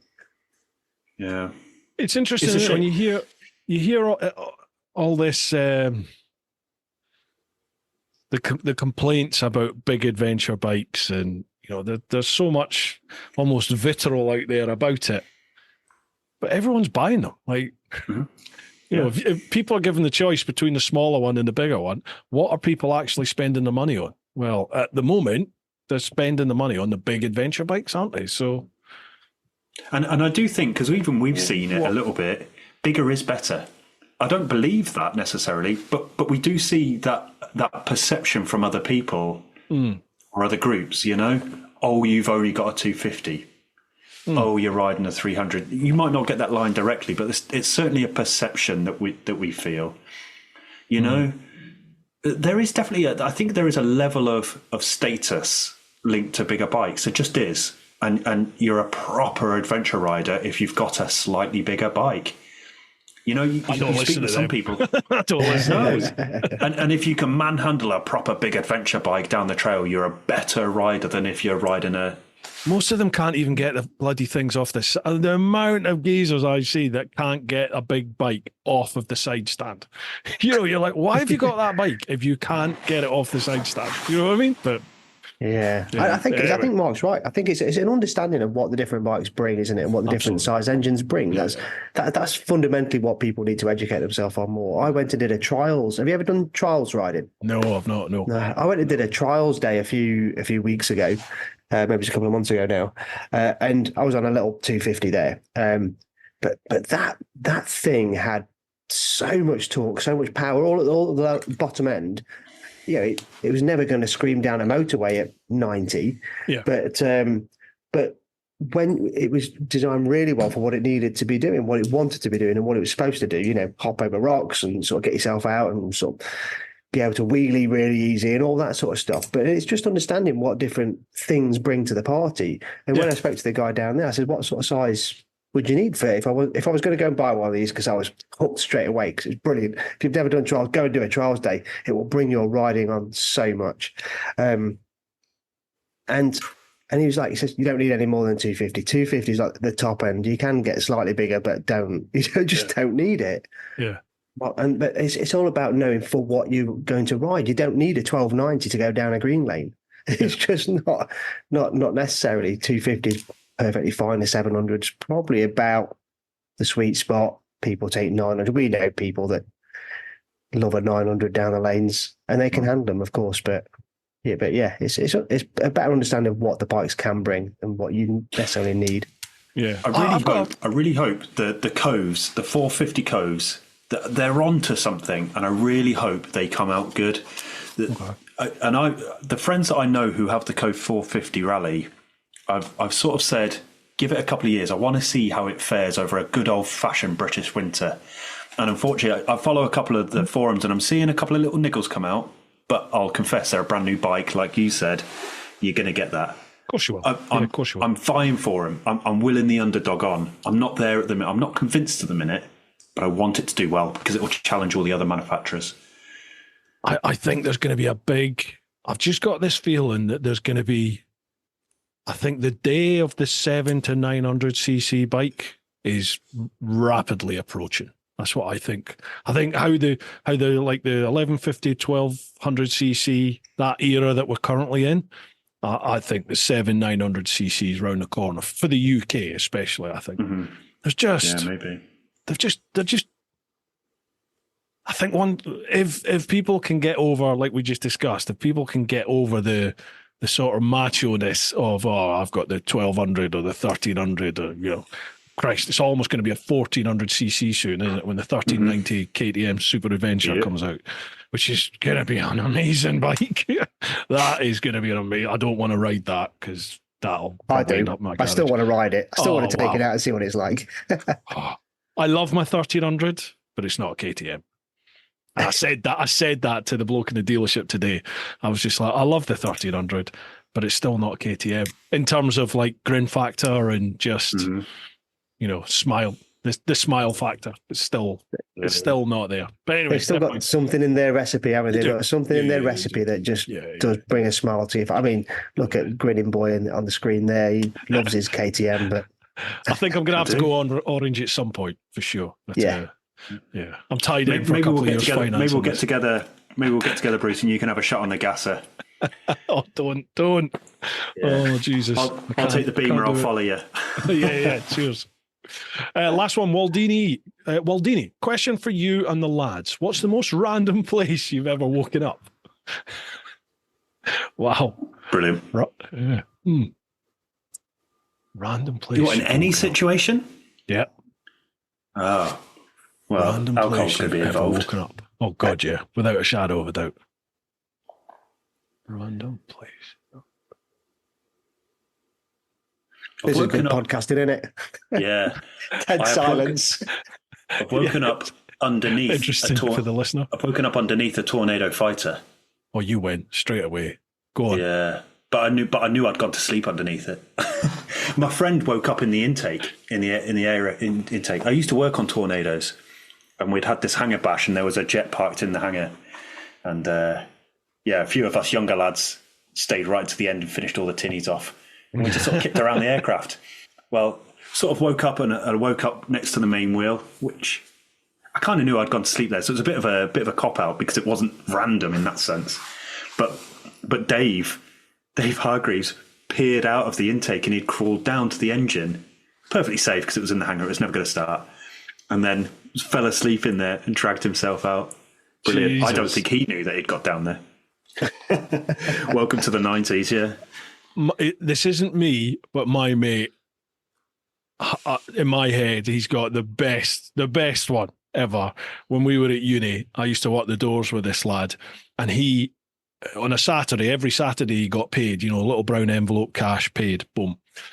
Staff drinks, so you get on that. Generally, you spend all the wages for that week would be gone at staff drinks on a Saturday night. Well, anyway, he woke up on the Sunday on a ferry going to Ireland. Love it. No recollection of like getting on the ferry, but he just woke up literally in one of the chairs in like a lounge. Literally, welcome to Belfast kind of thing. So like, yeah, you win that. Random place I've woken up. God. I think I'm a pretty boring person, really, I think, in most aspects. But this statement is probably going to sound a lot more exciting than it actually was. It's not that weird. But I woke up on the back of a jousting association bus when I was younger because I was a part of the Nottingham Jousters when I was a teenager. Really? Yeah. Did you have the medieval haircut, the bull haircut as well to go with it? No, but I was a squire, so I used to hand the swords to the knights and give them their lances and stuff like that. And I think it was about 14, 15, and Did you have a girlfriend? I think it was 23, 24, 34, 35. Yeah. It was last week. Brilliant. How did you get into that, Jamie? Well, my dad was a jester.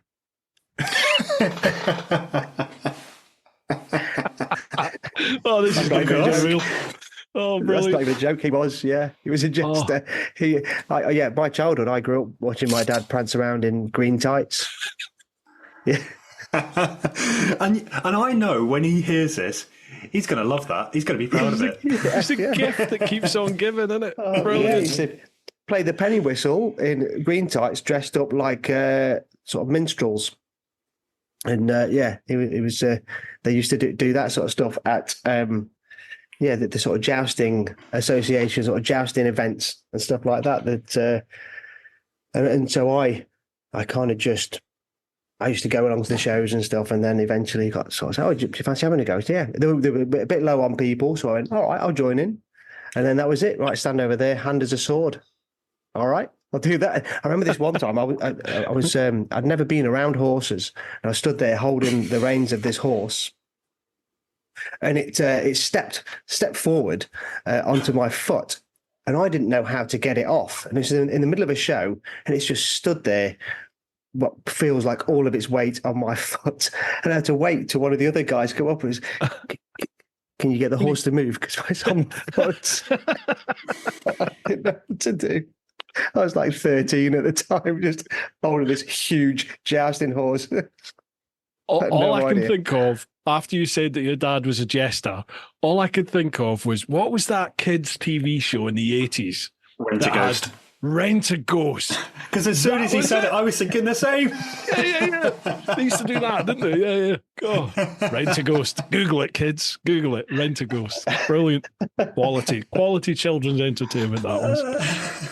Well, we've learned some things about you, Jamie, for sure. Haven't we just, yeah? Secret Santa, here we come. We've all got a past. We've all got a past. Yeah, you certainly do. Chaps, we've got, I think there's four questions over on Facebook. First one's quite an in-depth question, but the rest I think we can batter through. Are you okay if we... Let's do it. You all right Let's tick those see him off. So, across the Facebook, Ray F. Walton. Oh, I've known Ray for years, since before the world trip. So, good lad. Hi, Bruce. Hope you're well. I have a dilemma that I hope the guys can help me with. Now I've done the all the gear, all the time approach to bike touring.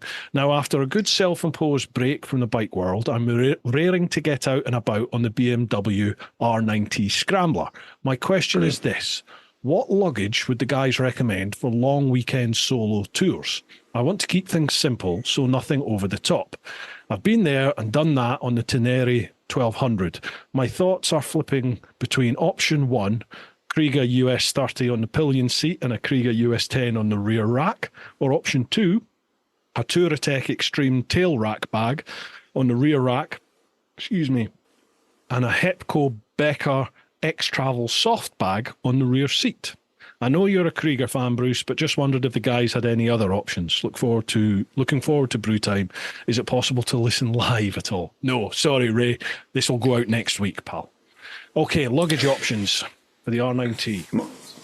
The R90, because I used to own an R90. They're a funny bike because you can only really mount luggage one side, can't you? I think. Am I right in thinking that because of the exhaust? I don't know, actually. I don't know. I'm not sure. I used to have the Urban GS. Yeah, and I never loaded luggage on it. I sold it after a couple of months, didn't I? Bought it brand new, sold it. I tell you what my favourite luggage is, and then I don't know if it's going to work. You'll have to Google it. I love the Giant Loop Coyote. I love it. Okay. Yeah, it's a horseshoe, 40-litre horseshoe, made of what they call bomb-proof. It's not waterproof, it's water resistant. You put waterproof bags into it. I love it because 40 litres takes everything you need for a long weekend, and it fits so securely and snugly and ergonomically on my bike. Yeah. On any bike that I've put it on, but I've never put it on a R90. I think it looks slick, it looks neat, it looks understated. I love it. Yeah. And I've not managed to break it yet. Yeah, no, it is a good system, a really good system. Yeah, I'll just go a waterproof roll bag and rock strap it to the back of the bike. If you go, personally, I actually think there's quite a lot of cool in an old duffel bungeed to the back of a bike. I think there's quite a lot of kudos to that because all the time worrying, and I am one of these guys that's worried about it, all the time worrying about luggage and how it fits and how it looks and how it works, it is ultimately wasted. Just bungee a bag to the bike and get gone. Especially if you're sticking to the road. You know, if it's safe, of course. Now we doesn't come into my mind. Yeah, sorry, go on. But we came up with a really simple. I'll say came up with it. We saw it a while, like years ago, and created a video on it, like a cheap luggage system for under £100 ultimately. And it was using the sort of yoke from a set of webbing, military yoke system. Do you know what I mean by the webbing, where you've got like the straps that come down and it kind of sits on a belt ultimately. If you take the main part of that, it kind of sits along the back of the pillion seat, and then it can run down the legs of the side of the bike, and you can kind of fix it onto the bike as a sort of rackless system, if you like, and you can strap it to the bike. And then it's got the nice molly on it, so you can then fit. We used Lomo bags, and they were cheap. And they're waterproof. They kind of, I think they're the Scottish brand, and they kind of made for kayaking and stuff. But we sort of put all that stuff together. We made a video about it, and actually that system is an understated, really simple, easy to use system as well. So again, you don't need to go and spend hundreds of pounds.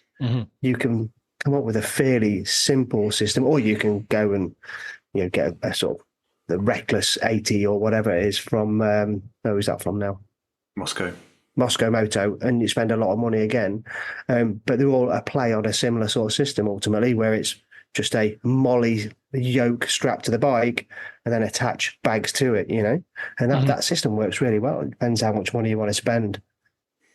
Yeah, absolutely. I like for the tractor, for the GS, I'm in a fortuitous position. I get given like the big pannier bags by Lone Rider, and yeah, they're great. They do the job, but £1,000, it's a lot of money, isn't it, for this luggage? That's a lot of money. Inside them, they've got waterproof red lining bags, 38 litre, and I think it's a 30 litre. So all I do, if I'm going anywhere where I'm not going to need the big panniers, America, prime example, when I went over there and I was taking my mate's bike, well, I just took the lining bag. So it's a 38 litre bag. And as you said, I got everything I needed, clothing-wise. Everything went into that 38 litre bag.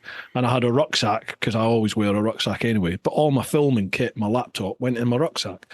But my clothes, everything I needed for day-to-day stuff, just went straight into that 38 litre roll-top bag. It's waterproof. And then I just rock-strapped it to the back of the bike. But I'm not worried about, I don't care what things look like. It's just like, can I carry it, and is it going to fall off? Hopefully not. So just strap it on the back and off you go. We worry a little bit more because we go off-road, and if it bumbles around and it falls and moves, so that's a bit of a hassle. But yeah, I think there's a lot of cool to be just strap an old duffel bag to your bike, especially a scrambler. That looks super cool. Yeah, definitely. Well, Ray's coming away on one of my tours, actually. So, Ray, we'll see what luggage option you go for in the end, pal. Tony Turpin, did the lightweight title come from having been in the RAF? A fine question from a fish head. Yeah. Fish head, is that a Navy boy, is it? Yeah. It did play on it a little bit, because when we sort of come up with the term lightweight, we obviously thought about weight and how you don't have to go around the world. It can be an adventure light. But then we did also question, are we that good at drinking? And the answer was no. So it kind of sealed the deal, didn't it? Yeah. So that was it. Yeah. Play on every aspect of the word lightweight. And they're all true. And they're all absolutely factual, yeah. I'd suggest that's a win then in terms of drinking, because if you can get hammered on one beer or two beers, happy days. Who's the fool? Yeah. But the problem is we don't stop then. That's the thing. No. We keep drinking after that, but it just doesn't take us long to get there. Bruce, you've met us at festivals before. When have we ever been sober? Come on. I didn't realise they sold alcohol at these festivals. Wasn't aware. If you can search it out. Yeah, there's video evidence. Dave Sargent. Yeah. Oh, Dave Sargent again. When it comes to storing items on a trip, is next to the cool box and an M&S carrier bag the best place to keep things? He is a filthy creature. He really is. And we'll say no to that, and none of your viewers or listeners need to know why. They can message Dave direct, actually. I think everybody should. Message Dave direct. Dave the Sidecar honest Dog. truth. If you want the answer and the reason what behind that question, message Dave the Sidecar Dog on any of his platforms. Absolutely. And ask him. I think everybody should. And ask him him on precisely Instagram. ask him precisely what went into the M&S M&S carrier bag right next to the cool box with all of our food in it. I dread to think. Ask him.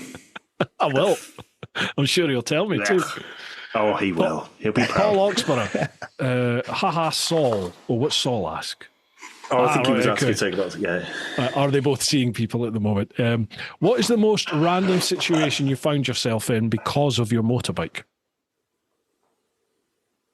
Ha, I know it. Come We were sung at by a Dutch medium in a dimly lit cave with a river that had risen about 2 meters behind us and flooded the deck that we needed to get off in Bosnia. Do tell. That happened. How did this occur? We were riding through Bosnia. We'd got to the Montenegrin border. We weren't allowed to pass because Jamie hadn't bought his original V5 and I'd only had a fancy photocopy. So the angry man with a machine gun shouted at us. Well, actually, there's a whole story here. Let's quickly tell that because it's a worthwhile story. We'd left Bosnia gratis. We'd got to the Montenegrin border, weren't allowed in because not original V5. Angry man with a machine gun shouts at us. So we go back across about 2 miles of no man's land to the Bosnian border, and he goes, "All right, lads, where's your insurance?" He wasn't perfect English. "Where's your insurance? Where's your V5? "Oh, we haven't got a V5. "Oh, you can't come in then." And was like, "Oh, we just left." Come. Yeah. Yeah, he was like, "No, you need your V5. "Well, Montenegro won't let us in because we haven't got V5, and you won't let us in." And so then he went off and he spoke to his mate, and there was a bit of angry sort of talking and shaking of heads and literally just showing our passports where they'd stamped us out. Yeah. And then the guy just sort of, to joke, I know this is a podcast, but visually just sort of shakes his head as if to say, "Go on then, Go on then." And so we're in Bosnia now, but now we're in unstamped. He didn't stamp us back in. Oh, Jesus. So now we're in Bosnia without a V5 and not stamped in. We're illegal aliens in essence. So we had a bit of a moment by the road and we decided that we're in this beautiful country. Let's just embrace it. And we happened to find ourselves at this campsite where this Dutch couple turned up. And I can't remember their names. I've got the Polaroid here. And these pair, I'll hold them up if you're going to use this as a reel, welcomed us with open arms and just fed us and looked after us. But it turns out she was a medium who spoke with people beyond. Wow. And we had this amazing conversation about how she was on holiday, so she switch it off, but she chooses not to listen. Yeah. And Alex was into his breathing techniques, a la Wim Hof. And so that all happened, which was random. And then we all had a sing, because Alex played the guitar and everybody sung. And then Jamie placed this light in the cave which we were sat, which was scary. And we were down by the side of a river. There's nothing special about that. We're in this cave. And when we came out, the river had risen about 2 meters, and we'd learned that they'd opened the dam about, mile, 2 miles down the road. And this river had risen and practically cut off the dock where we were sat up from. I know, I can't give the situation justice enough. It was such a... But I love these people. That's why I've kept the Polaroid on my board, you know? But this is a testament to the people that you meet when you're out and about. We only met them by chance, was that that they made us dinner. We planned to go... In fact, I think we invited them to go to the restaurant just around the corner. And we said, we got chatting to them. We're going to go to the restaurant around the corner. Do you fancy joining us? And so we all went round there, and the restaurant went, "No, we're not serving food." So, oh, okay. And so they just turned around like quick as a flash. "Would you like to come back and we'll make you dinner?" And just like that, we grabbed a couple of bottles of wine. And we went back and they put on this amazing spread and then, sang at us. Which it was brilliant. We're making it out like it was weird, but it wasn't. It was just fantastic, and I loved every minute of it. But if you're talking random, She was a Dutch medium who sang at us next to a rising Bosnian river in a cave. With her husband, who was effectively Wim Hof, did breath work. I love travel. I love travel for exactly that. It just puts you in the most obscure situations, doesn't it? I love it. I love it. Brilliant. Saul Jevons asks, who is the most disgusting person you've ever camped with? Dave Sargent. I was just about to say. Sorry, Dave. No, not sorry. Patrick Liam, any touring tips? I'm going camping for the first time in a while. Feel that apart from carrying a ton of power banks and adapters, I'm somewhat clueless as to the urgent essentials. What is your must-have items? Great Phone, question. credit card, passport.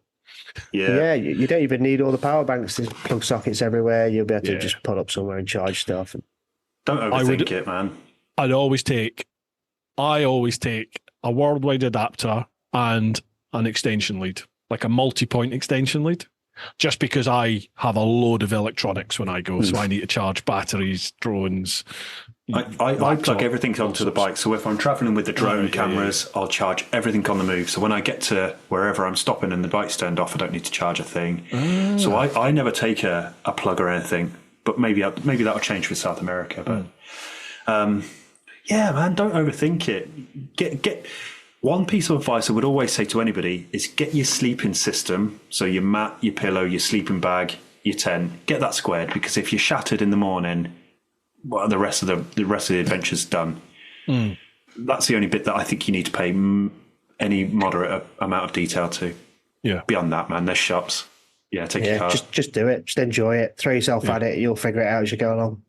Have some sandwich bags and gaffer tape, and put your passport in a sandwich bag so it's watertight. Yeah. Don't spend money on a waterproof wallet. Chuck it in like one of those self-seal sandwich bags. I've got one that's about 3. In fact, hang on. A little Ziploc bag. Yeah. Yeah. No. Where's my passport? Mine's right here. My passport is always in that little tin. Where is my passport? There we go. This is what I'm talking about, my desk. Right, there you go. Look, there you go. Passport. Yeah. It's in one of those little bags. So it's not really waterproof anymore. There's big holes in it. But it's rainproof for sure when it's in my pocket. But yeah, that's what I would do. Definitely have a couple of them with you. And a bin bag to chuck your dirty washing in. And you can put dirty washing into like a bin bag or a carrier bag, and then that can go in your clothing bag. But it's not going to make everything else stink as bad. Yeah. Or you can chuck it in a different bag if you need. You know what I mean? Like you're always going to stink, aren't you? Yeah, one piece of kit that I always miss if I haven't got a decent one is a decent head torch. Well, that's boring answer, but if I haven't got a decent head torch, man, that's annoying. Using the torch off your phone. Yeah, definitely. Yeah. Head torch is a good call. Right, well, there's a whole sub-conversation going on from Patrick's questions. Loads of people answering it in the comments. So if you're in that situation, folks, and you want some ideas, have a little look at that thread. There's about 4 people chucking in their own input on that. Gents, we've managed it. 3 and a quarter hours. Wowza. Good effort. Effort. Yeah. Good effort. Well done, that was guys. awesome. We covered everything there, didn't we? I think so, yeah. There's probably plenty more we can chat about, but I'm aware of the time. Gents, where do people go if they want to find out more? Just Google Lightweight Adventurers or go to the website lightweightadventurers.co.uk. Will be one of the first websites that pop up. Lightweight Adventure Festival, Lightweight Adventurers, doesn't really matter what you Google. Have a look there. The website steps you through it quite nicely. Awesome. And there's links to your YouTube channel, your socials and everything on the website. No, we keep them separate. So the website is all about the festival. If you want to follow us on socials, we predominantly do YouTube. So have a look at Lightweight Adventurers or CRF 250 and you can guarantee we'll pop up. But yeah, we publish every week on YouTube. So come over and follow us there. That'd be ace. And the links for that are down below, Bruce, yeah? Nailed it. Oh, this isn't your first rodeo, is it, Jamie? Yeah, absolutely, folks. Links will all be down below. Make sure you give them a like, a follow, a subscribe. What's the crack with the podcast? Is your podcast still going? You know what? Podcast is probably the festival, not to get into a whole sub conversation, we never underestimate how much work goes into a festival. You know how you just rock up to these festivals and you think, wow, this is cool. They probably put it on in the last quarter of an hour. Yeah. No, that's rubbish. So we still work full-time jobs. So I've worked 2 jobs and a festival and YouTube and things like this and then general husband and being a family man. Mm-hmm. Podcasts, unfortunately, they just drop off slightly, don't they? Yeah. But we do love doing them. But we have got a few on there. We generally talk more about the mindset of adventure rather than the nuts and bolts of it. As you know, when we were chatting to you on our podcast. So I genuinely really enjoyed chatting with you on that podcast. You ask questions which people don't normally ask, and it was really enjoyable to be on the other side of the table, so to speak. I liked it. So I'll leave links for all of that down below, folks. So make sure you check all of that out. Great Gents, stuff. before you go, floor's yours. You feel free to plug anything. Feel free to give any shout outs. It's over to you. Well, only one thing to say is the channel might go a little bit quieter for the second half of this year because I won't be in UK posting anything, so it'll be on Jamie. So there's not 2 of us doing it. But January 2025 is when all of my South America videos will start going on the channel. So feel free to give us a subscribe and then start following us for all the South America shenanigans. And I've planned absolutely nothing, so it's going to be an absolute disaster, I know it is. It's going to be an adventure, mate. It's going to be an absolute that's what adventure. It's going to be. Yeah. Awesome. That'll be awesome. Yeah, no, thanks very much for having us on, Bruce. That's all I can say. It's been a pleasure to come back again, as you said. Boys, I'm so sorry. I really do apologise. And we'll see you all at ABR. We'll certainly see you, Bruce. And I'm not at ABR this year. Oh, man. No, I'm away so much this year. I don't think I'd have a home to come back to if I went to the ABR. So I know that feeling. Well, if anybody else sees at ABR, come over and say hi, because we genuinely love that. They buy you beer as well, folks, so go and say hello to them. They'll buy you Marc beer. always buys you a beer. So just say to him, as long as you just quote Bruce's podcast, Marc will buy everyone a beer. Yeah. It's a brew time brew token. Say that. I'm saying nothing. I hope you get told that like 50 times over the weekend. All right, gents, absolute pleasure chatting to you again. My apologies for taking so long to get you on the podcast. I genuinely thought I'd already had you on. But mate, it's been brilliant. Thank folks, you. hope you've enjoyed this one. What more can we say other than, keep doing your thing, look after those that you love, get on out there whenever you can, but most importantly, live your life. Woo-ha.